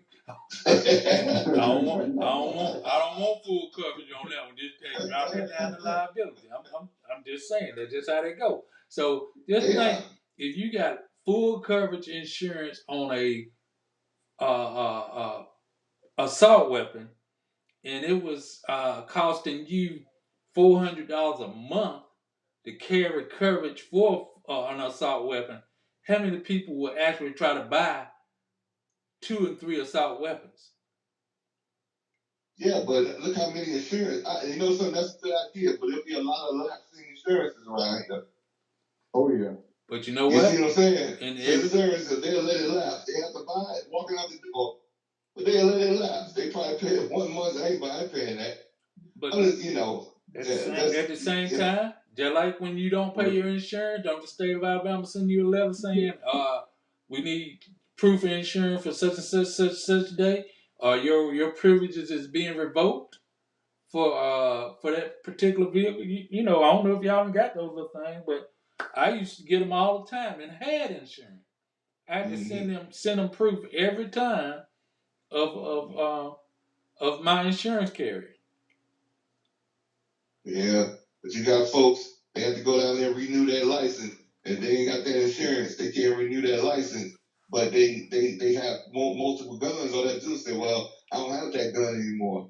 I have this gun. That's the only one I'm insured. You got it. You got ways of them to get out of. It is, but you know what? If you got insurance and it's registered to you, then if you don't got it anymore, you got to show where you sold it. That's right. Or you trying to who you sold it to. That's correct. Matter of fact, it should be, for us transitioning that weapon to another person, got to be did in office. It ain't like I sold it. Like you're talking about a complication. Now that would be a mad uphill battle, more so than what I said about the clearinghouse comparison of databases. We need complications. That's the thing. That's the point. We need complications to for people to stop buying all these weapons. Yeah, because the easier it is to keep the more they're going to go get it. Well, this is the thing. It's hard. It would be hard for them to get it by the way I just said. What your guys are saying is you just saying buy the gun, but these are stipulations with you having the gun. What I'm saying is that way y'all guys are talking about that is not filtering, people that have mental health issues. All it's doing is creating a income, another income for. Why you can't have both? You don't need both. You don't need both. Your idea, but you do, because Jesse, your idea is not going to stop somebody. Because one of the problems that you have right now is young people getting guns from people going in there who can buy guns legally. They'll go buy the gun and come out and sell it to the young folks. So what makes you think that's going to stop? That's been going on with alcoholism. That's been going on with cigarettes. It's going to continue to go on. But now, once again, you're going to have people that's going to do things to try to skirt the law. They're going to try to find a way to beat the system. I don't care what it is. They're going to try to figure out a way to beat. We can't stop everything that's going to happen. But everything that was said here tonight is something that can help. Right. Okay. Now, I'm just saying. Now, say that happens.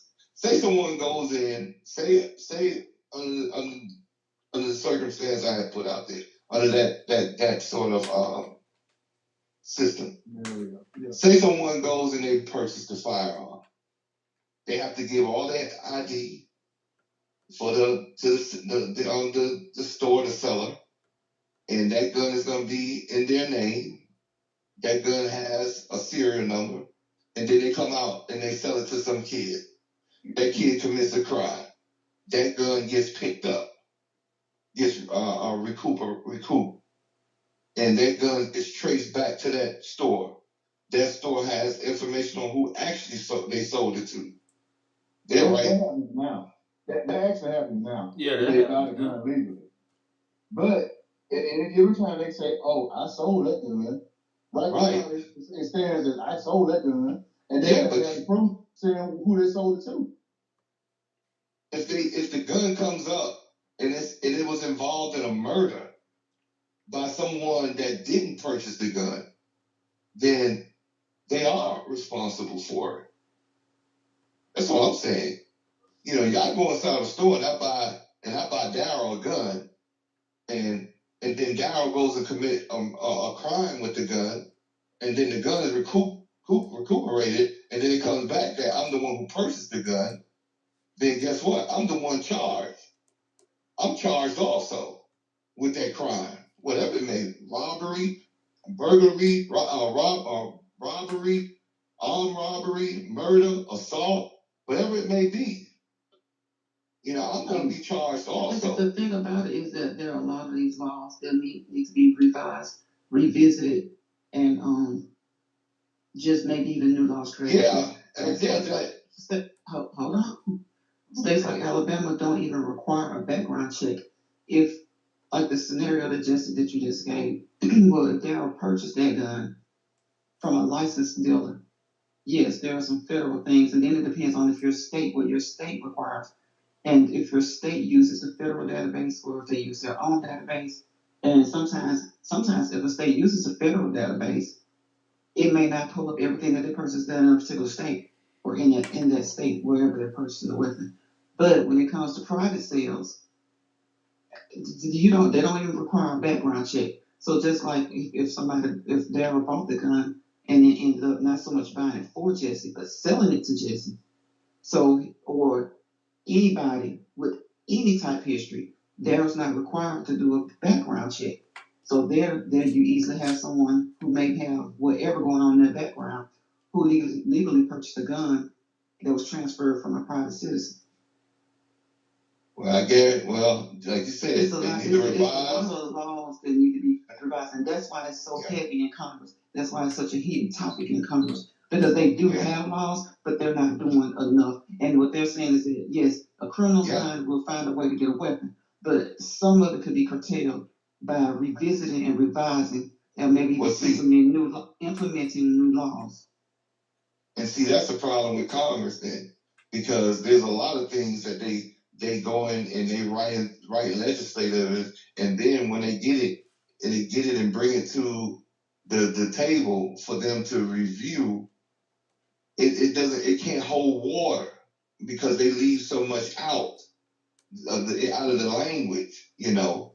And I've heard a lot of that in arguments with the two sides when they are in the chambers, and they have these debates on laws that they are bringing to the table, and they are not written properly, you know. So yeah, there are a lot of things that I'm quite sure that needs to be revised. That some of them they bring them in just to get them through, so to speak, you know. But if the language is right, it becomes a long-term argument, and then what does that argument turn into? The second debate, and then it gets lost again, and then it dies down again until something happens again. But how vital of them not doing anything? How vital is the Second Amendment? How vital is that to America? The right to bear arms? What's the purpose? It's an act of Congress to change it. So that's why but I'm saying that's why it's hard as it is. You can ask how vital it is, but as long as it's there, and as long as it's requiring that act of Congress to change it, it's gonna always be hard. Yeah. And the thing is, that's because when you got career politicians in there, they sat in their ways, they don't want to budge because they're not looking at any of that certain things changing, because they don't want to change anything. They don't want to create any noise that's going some of their constituents that may remove them, you know. But guess what? If they're in and they're out and they can't come back in, then you're gonna always have fresh minds, new thinkers, you know, new visions always, instead of an old set in a way vision. You know, once again, this is the greatest military force on the planet. If nobody's invading the United States of America, the Second Amendment was created way back then, just in case there was an invasion. Ain't no invasion going on here anymore. We don't have to worry about that. All I'm saying is a lot of things in the Constitution that they've been playing themselves out. We all know that, you know. So they need to get to it. They need to fix it. You know, some things just aren't necessary anymore. You know. So you saying that in the United States they should not have the right to bear arms, period? I'm not saying that totally. Like what I'm saying. What I'm saying is yeah, fine. You know, you got people that want to go hunt. You even got people that they want to protect their home. That's fine. What I'm saying is it shouldn't be an argument when it comes to people when we say ban these assault rifles, because the first thing they go to is my Second Amendment right. That's the problem I have. They weaponize the Constitution. They literally. So it's not necessarily the Second Amendment so much. It's the weaponization of it. Yeah, it's the weaponization of it. Oh, let me finish, man. It's not necessarily saying that the Second Amendment is that other than defending. I know I feel the same way when you do that too. But it's defining the weapons that can be used. Like there's overkill all the way around. Yes. Do you need a bazooka? No. Do you need an AR-15? No. Do you need a tank? No. Do you need a Gatling gun? No. Do you M60? No. You don't need none of them guns. Not for no hunting or protecting your household. Can I use a Winchester? Yes. Can I use a pistol, 9mm? Yes. Can I use a 38 Snug? Yes. These are the weapons that can be used. That's what I'm saying. Define it. But basically, everybody on here saying the same thing. But you so much that you. I'm not fussing. Hold on, Mike. Wait a minute, Mike.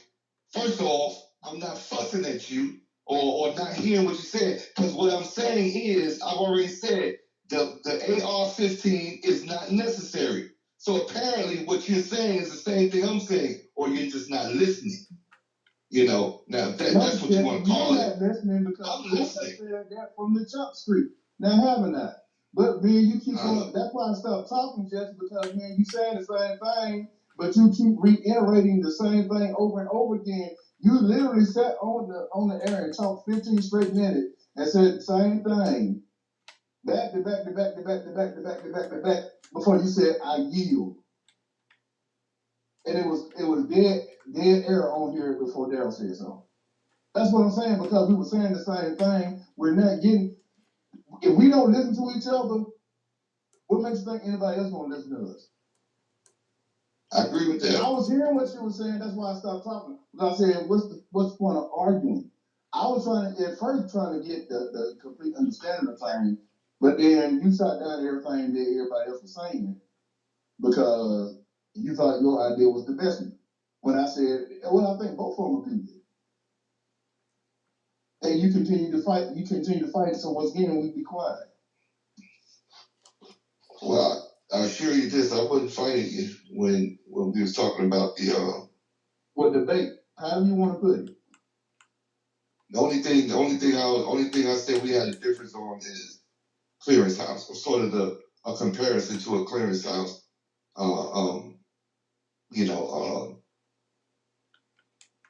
know, setup as far as trying to eliminate, people from getting the mentally ill people from accessing firearms. I think that's the only thing we really consciously had a disagreement on. I guess I would say. I would not say that because when it was all said and done, I never said anything other than the first thing that came out of my mouth is that I wonder how this one lady was able to get weapons if she was under some sort of psychiatric care. I agree with the fact that you have to, that if you're under some sort of psychiatric care, I was under the impression that that was a federal thing already. But if it's not, I understand. No, it's not. If it's not, it should be. And I never said that it shouldn't be. I just was bringing out points that, honestly, if we be honest, would they be bringing it up to sit in the house when they're coming around and be like, oh, HIPAA law is going to prevent that. That's exactly right. what it is. Yeah, and I agree with you on that. They probably would use that. But then I said, this is how that could be challenged. Once I give authorization, that's how you combat the HEPA. And them saying, hey, that's person's between a doctor and his patient. Okay, well, the patient. And once you said that, Jesse, I stopped talking, didn't I? Yes, I need it. You probably stopped talking, but I think we all. Well, I'm just saying. I think Congress and the politicians that we elect got to start looking into something that's gonna take an effect. It's way too many guns out there. I mean, just in Birmingham, in the last 9 days, from my understanding, they had 9 lives taken, and they all under the age of 30. Yes. Within the last 9 days. You had 4 police shootings in the state of Alabama in the last 2 weeks. And I'm sorry, in a week. So one person died up in Huntsville. They had 2 in Huntsville. What was it, yesterday? And right. one person died. Right, and that was one of my co-workers' family. Crumb, yeah. So yeah. It's one of our former co-workers. Used to work with me, Mike. Who's that? He worked at Comcast with us, Mike. Garrett. Oh, that wasn't Garrett. Yes, it was Garrett Crumb. Yeah. Was it? Yeah. Oh, yeah. Dang, that was Garrett Crumb. Yeah, that was Garrett. Worked with us at Comcast before yes, he went to PD. I'm sorry to say I couldn't see him that clearly, but yeah, that is true because I'm the one who actually got him hired on at Comcast. Yeah. That's who it was. Yeah, that was our former co-worker. They said 7 years, man. It doesn't seem like it's been 7 years that he's been over there with Tuscaloosa Police Department. They don't. Like it goes by fast, man. It goes by fast.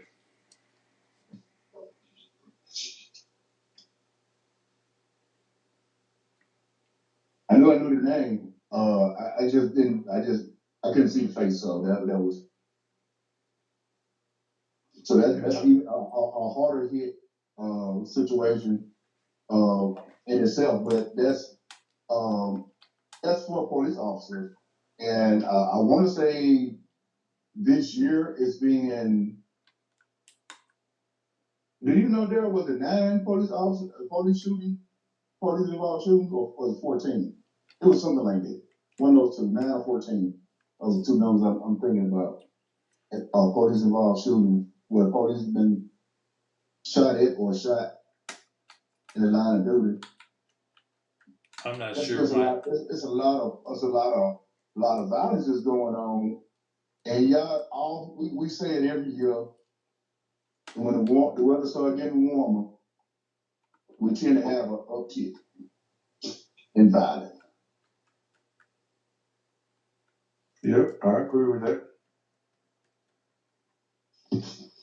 And we said something a few minutes ago about what Veronica said that everything get into the house, they'll argue about it until they bring up the Second Amendment, and then it fails, and then it cools down into another incident happens, and then they get a hot topic again. As often as stuff is happening, it should never cool off, in my opinion. In my opinion, it should never cool off. It should never cool off to the point where we'll forget about it and then something else happens. No, because it's happening too frequently. So that means that something definitely needs to be done pertaining to these weapons.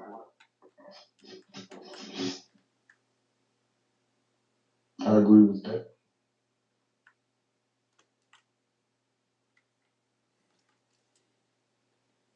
And then you have a Supreme Court that has gotten even more conservative, and they fall on the side of the individuals being they have taken the Second Amendment, they kind of fallen on the side of how the individual. So, a lot of times the law can seem plain, but when you get other lawyers, the big time lawyers, the judges, who are financially backed by whoever, giving the interpretation, and those interpretations are what stand, then the United States and the citizens are the ones who are left with, but that doesn't make sense. Or what's the purpose of it? There are so many court cases right now based around the gun laws, and legislation, just like when the congresswoman was shot. I mean, there was a something passed. I can't think of what bill it was, but a lot of times the bills that they're passing seems like they're not really helping with the most critical issues at hand, which is people, whether they're mentally ill or not, whether they're criminals or not. Some people in some of these situations don't have a criminal background, don't have a history of mental illness. So it's still there still lays the foundation of what do you do to cut down. Because we know that they can't get rid of all, but what do you do to cut down? And how do you attack? Like there are studies being done right now based on school shootings alone. A lot of times it seems like it's everything is this one big ball, but sometimes it has to be sliced into slices of pizza. It's one big round circle. So right now it's like school violence, kids are being killed. What are you going to do? And it seems like even that's not enough to make Congress take a bigger stand. Seems like that's just not enough for certain states to say, well, okay, if Congress won't do something, let's sue and see what the courts say. But when you do that, you have a conservative court or federal courts. A lot of them now run by federal judges who are falling on the sides of individuals. When you have them falling on the sides of individuals to be able to purchase weapons, especially if it's a private transfer, you don't know who's going to get what. And so then it starts all over again, and it's just a big ball of confusion. And it's really frustrating to each president, I'm sure. Well, at least each Democratic president, because there's only so much he can do, and he already knows what the deal is going to be. when it comes to Congress. It's gonna be this long drawn out fight, and then sometimes things end up in the court system, and then you have court systems, who end up falling on the side of the conservatives, which are gonna fall on the side of the individuals when it comes to gun rights. And that's why it always boils down to trying to flip these seats, because some court appointments are lifelong. So and Biden, thank goodness, has appointed more than I think Obama or Trump. And so that's when it still comes down to voting. Right. So a lot of it, and so voting is not the only thing, but it at least is something that's in our hands that we can do, that we can promote. The people who are running, that we can support. Because at the end of the day, after it's all said, it takes an act of Congress, and Congress are their elected officials.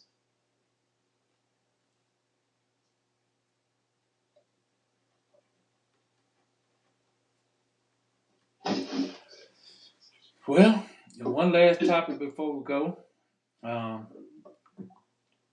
The restaurant bar on the strip suing the city of Tuscaloosa for reducing their occupancy to 50% of what they normally would have. What's y'all take on that, or have y'all heard about that?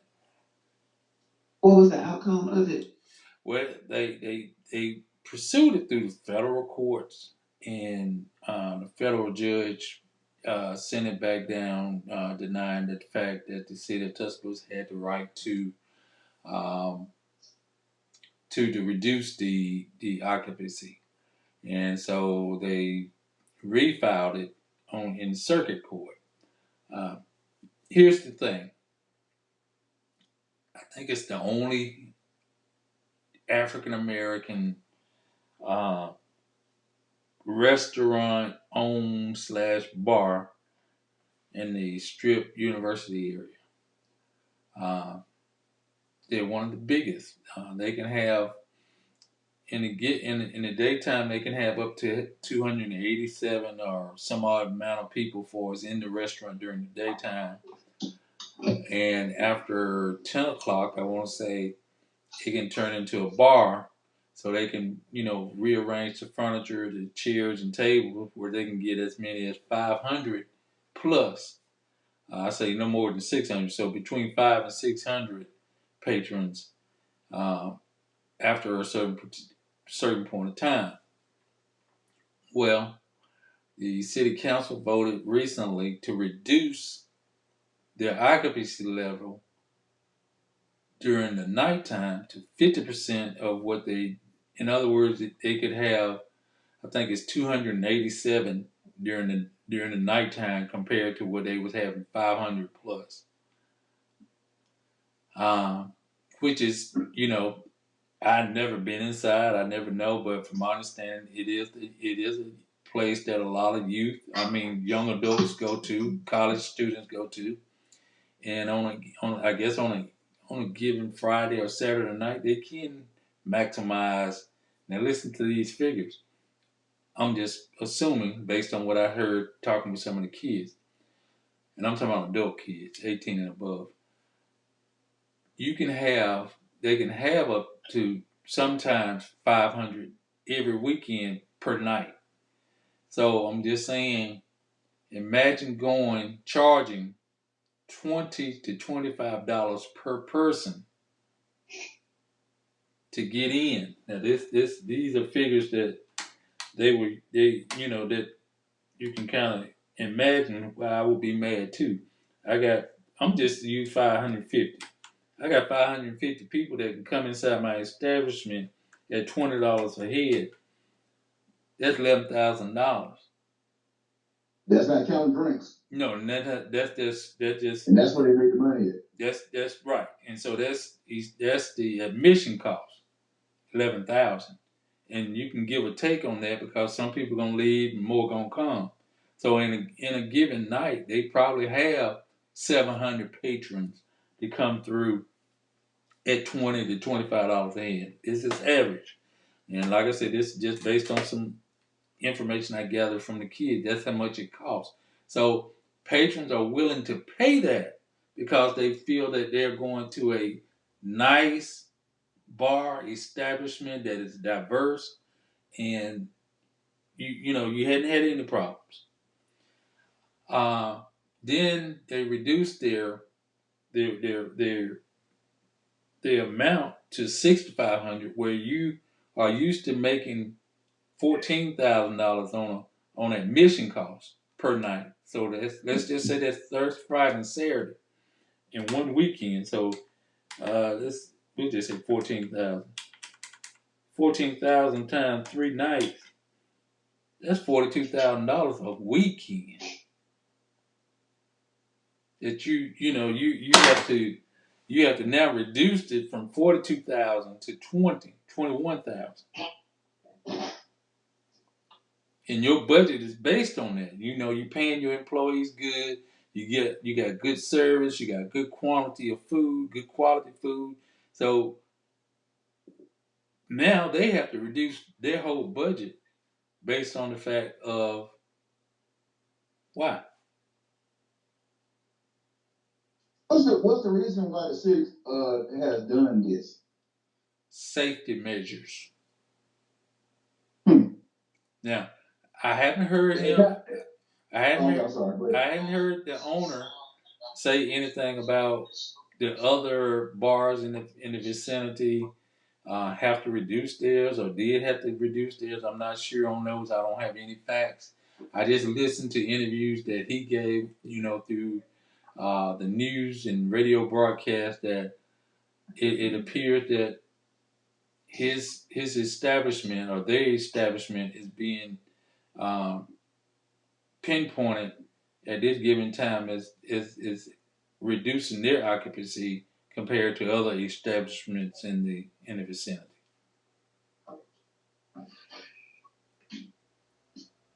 And it's African American man. I just don't understand. I mean, if even if they say, okay, well, look, we think that for safety reasons, for fire code regulations, we might need to drop it down. I don't see the reason why they have to drop it down 50% on a given night.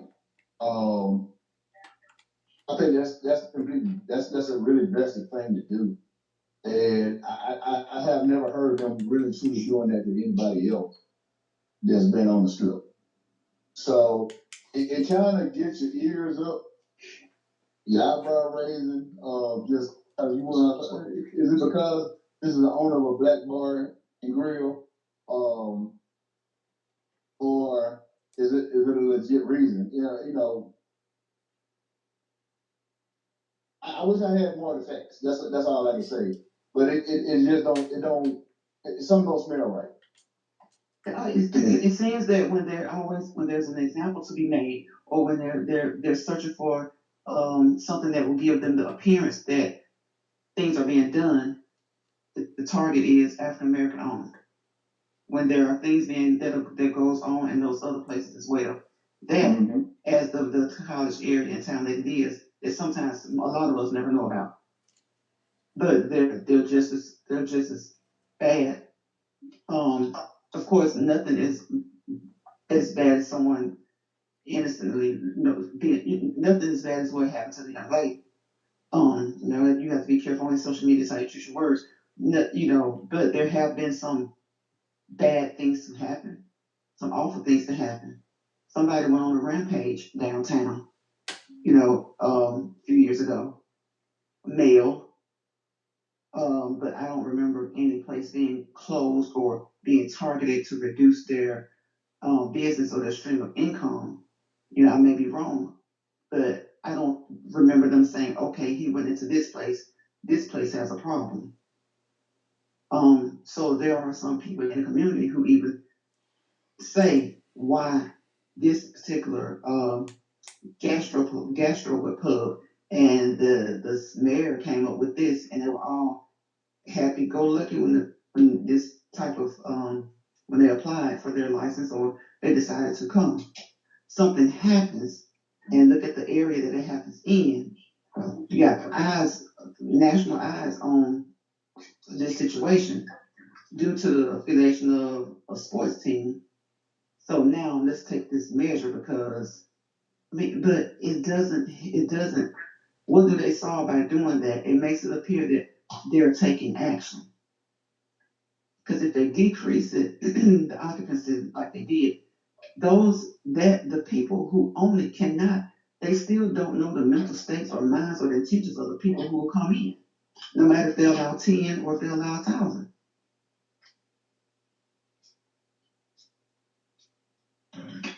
You're right. All they can do is to provide the security checks and security. And if they've done all those things, what happens on the outside, or what happens even in a little bit down the street, just because they were at that particular place, and if the altercation or argument, whatever started there, how are the owners to know these people are going to come there, get into it, and what's going to happen once they leave?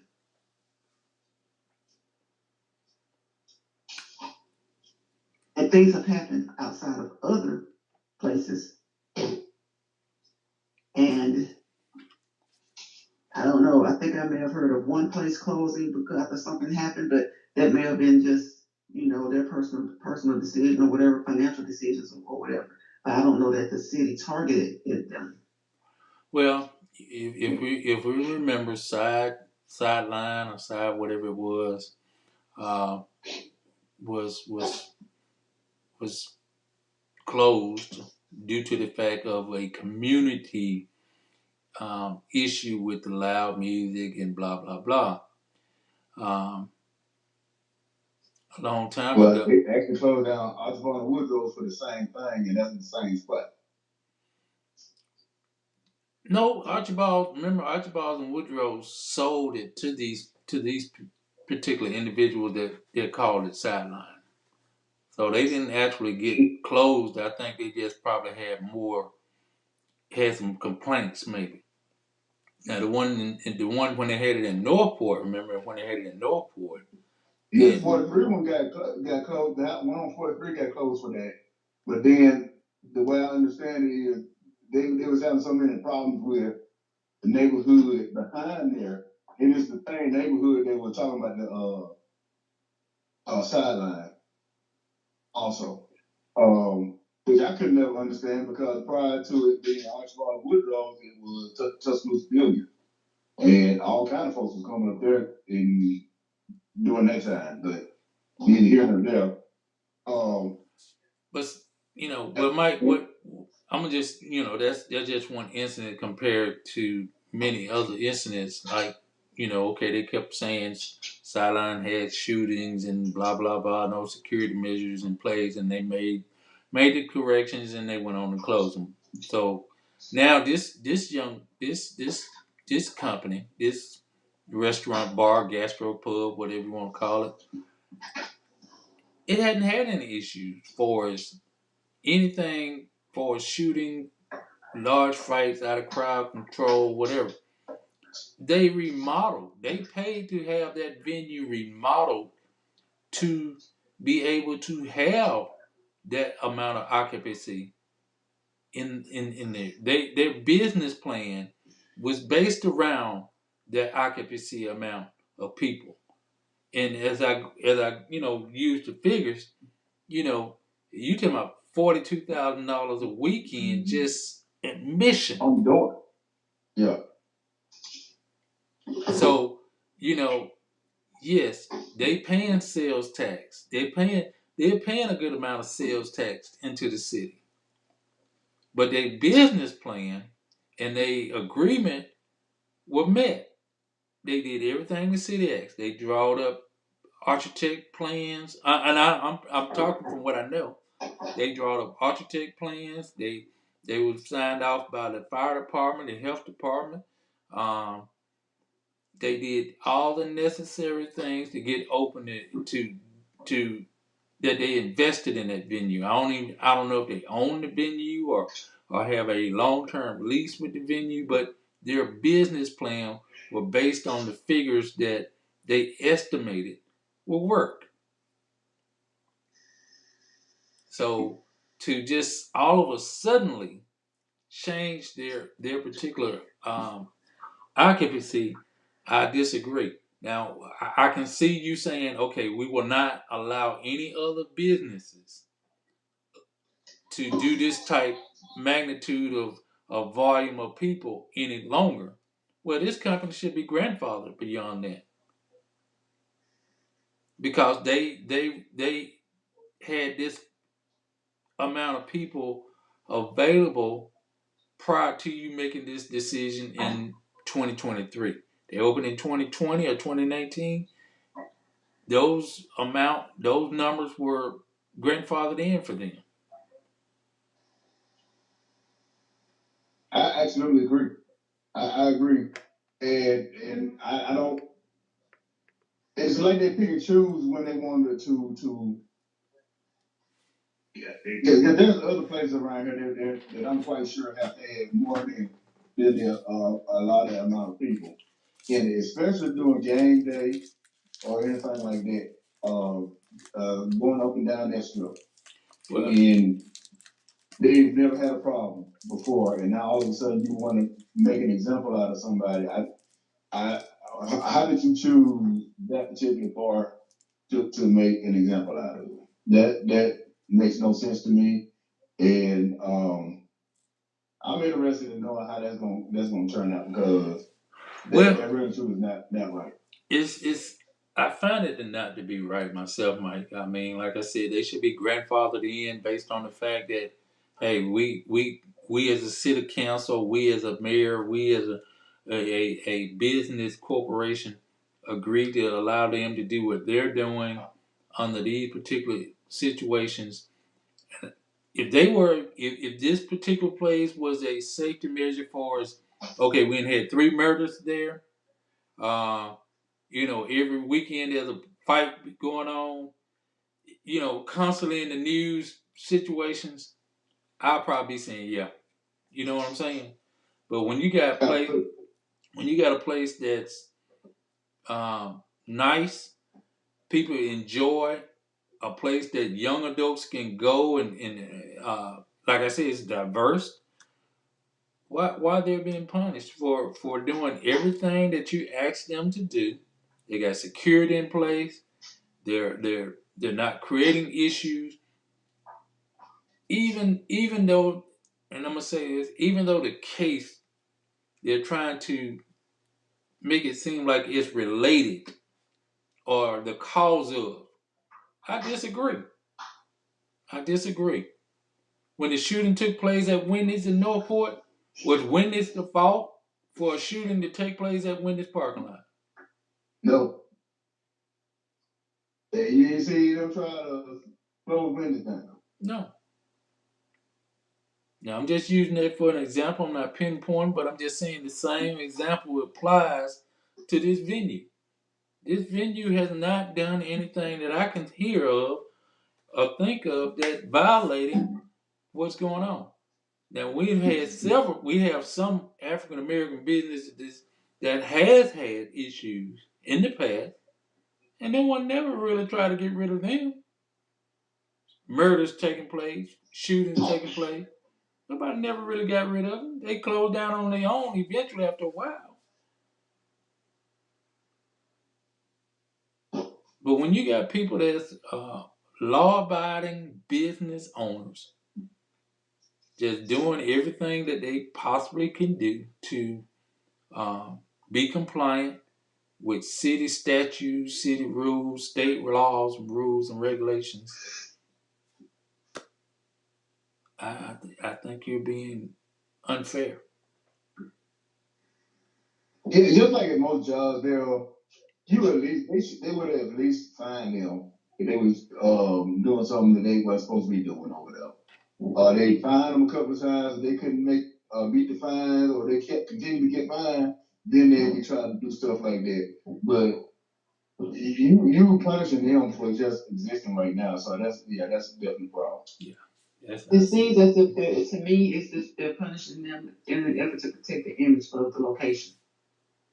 That's a good protect point. the image of the location. That's a good point. We know what happened most recently. They're targeting them They don't want to. And then what really ticks me off about it is that this is 2023, and they still tell us what is and what isn't racism. We don't have to know what you think. Nobody can. I can't tell Daryl right now what he's thinking. He can't tell me. I can't tell Mike. Mike can't tell me. Can't tell Daryl. But your actions create an image, and it looks as if you're trying to protect an image. And that's why I keep saying it seems like everything's about around protecting everything except figuring out what happened because a young lady lost her life. I was gonna say a young lady lost her life. You talk about players. Now you talk about targeting the place that they had attended, and it's all for what? In the national eyes to protect an image. And we know what image. But then you say, well, this seems a bit racist, and it does because there have been crimes committed in other bars that are owned by people who look differently, and they didn't hold those bar owners accountable for the image that was created. And it's still up and running. So my main thing has always been, let's see about prosecuting who's at fault or who did this. But it seems as if the city officials are, and the talking heads of the city, it's always about protecting the image of players, protecting the image of the area. But why did it all come about? Have y'all just said, okay, well, the law's working on that, but right now to protect this image, we're going to do this. And then when you say you call the racism for what it is, you call the thing a thing. No, that's not what it is. Well, your history, look at the other crimes that have happened. How many of them you don't if you just say shut it down, you'll look ridiculous because it didn't happen in the location, it didn't happen in the parking lot. Mm-hmm. So if you say you know how that'll look. That looks like flat out racism. So you do the not so not so some things are just still blunt. You do it in a way that's supposed to not so look so obvious, but it's still obvious. And Veronica, you're right, and I'm surprised. Well, and what the owner in an interview said, he was surprised that the African American council people went along with the vote based on information that was given to them. And the things that people said about them, even for those who didn't believe it, for those of us who want to give people chances, it seems like the things that were said during election time is coming to fruit. It is what it is. Because I made a post where it's like, is Tuscaloosa run by a mayor and council people, or is it just run by a mayor? Is it just a dictatorship? Seems that way to me.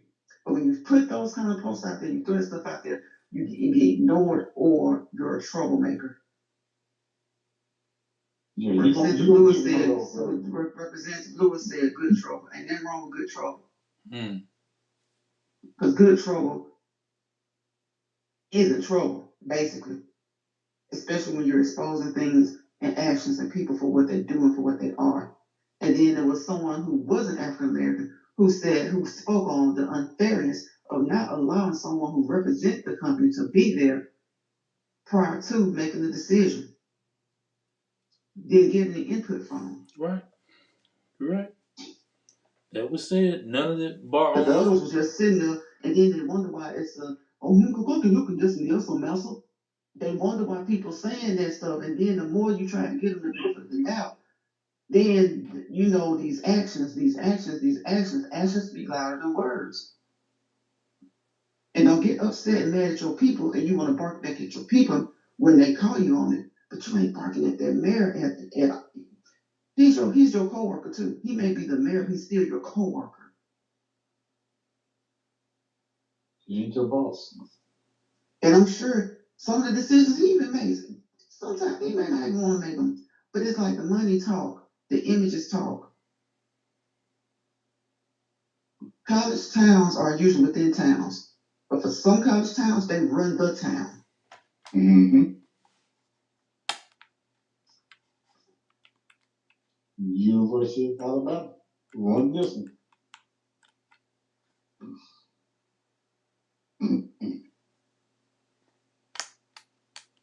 Because if had the owners had been a part of the conversation or the discussion, I'm sure they would have said, they would have wanted a clear-cut answer.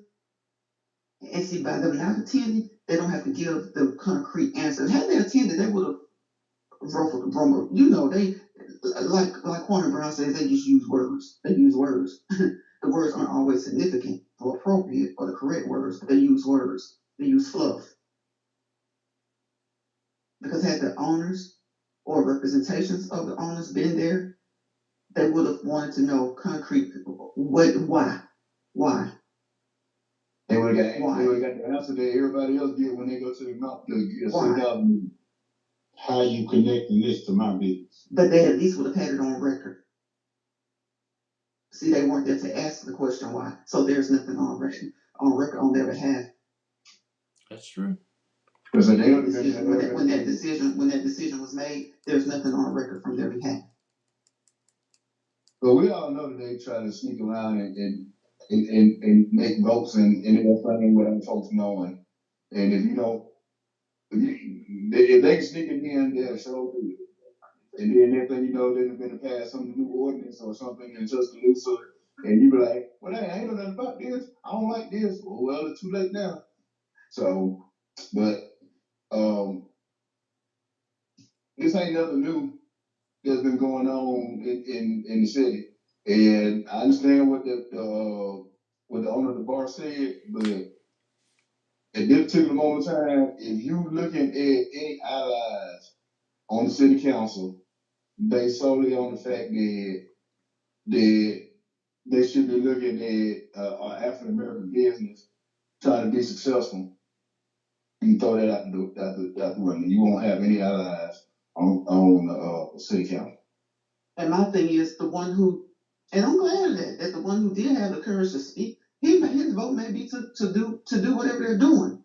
But he at least went on record, public record, saying he did not agree with them not being a part of the conversation when the decision was made. That's true. That's true. He did speak up on that. That one particular person did do that.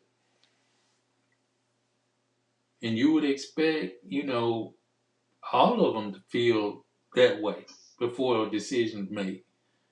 It's one that doesn't look like us. It's one that doesn't look like us. Everybody runs around. Oh, he, oh, ippy, oh, yep, oh, ippy, oh, yep.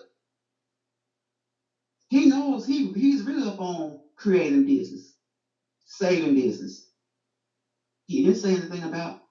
He didn't say. Like I said, I don't know what the vote was of the one that spoke up about them not being there. But at least he spoke up and knew and was aware and acknowledged the fact that they should have been a part of the conversation. That's true. So there's one. He doesn't look like us, but then there's three more that look like us. That creates a majority right there. It's one who our folks love. Didn't say that would have been one. Then there's other three that look like us, and they don't have to agree because they look like us. But guess what? One of them could have sat out. But then you had this other one who said they should have been a part of the conversation. That still would have created four, and it would have looked even better because it would have been. I'm just gonna say it would have been two Caucasian and two African Americans. Even if one of the African Americans had sat out.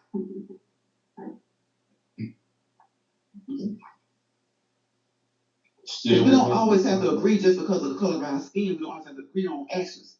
But even if one of them had not agreed, could two of them not have at least agreed that they should have been a part of the discussion?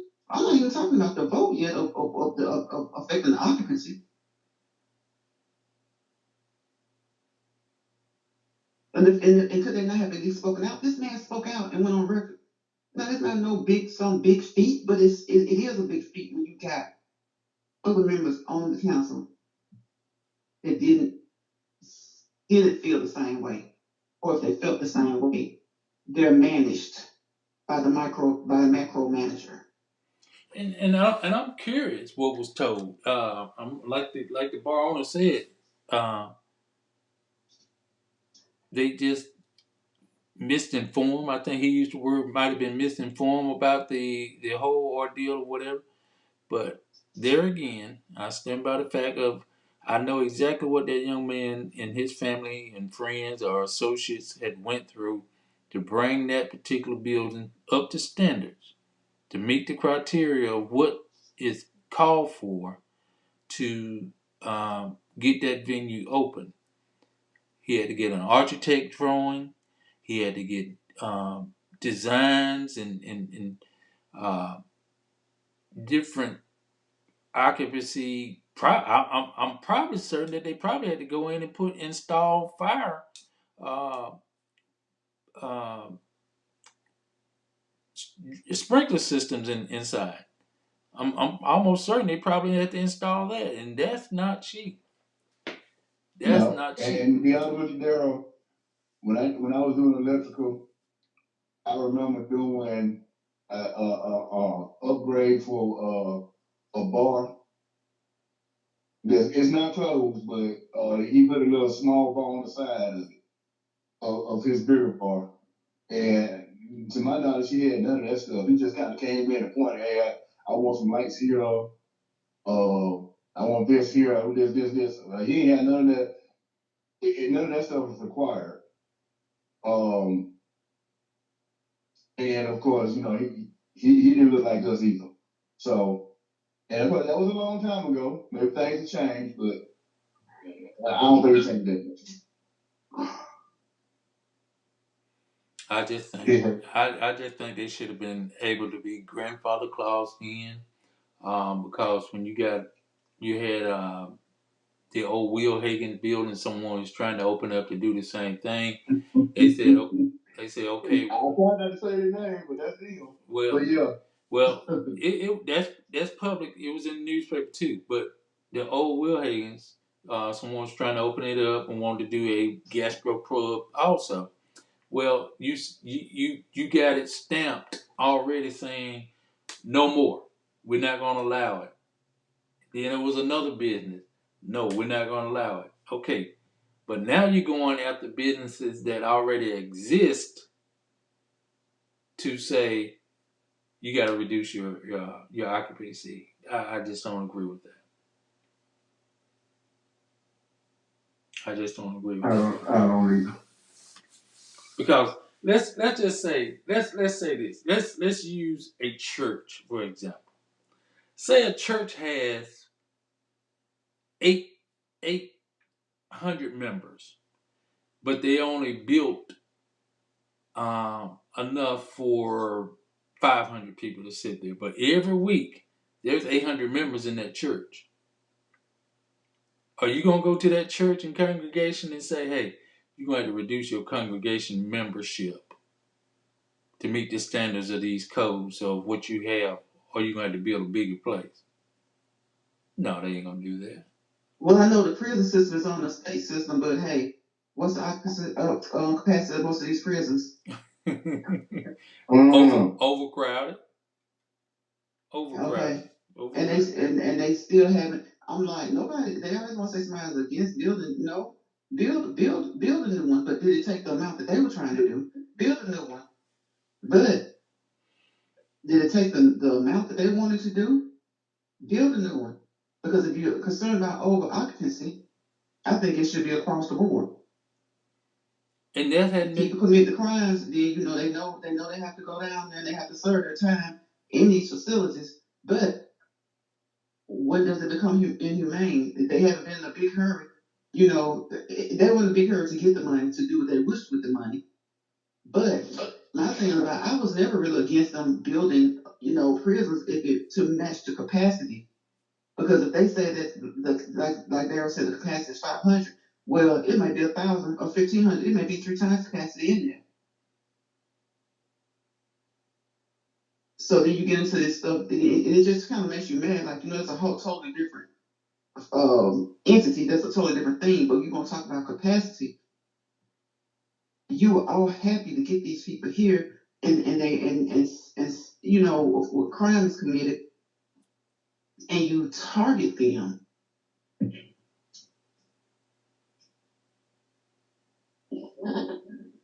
And other things have happened.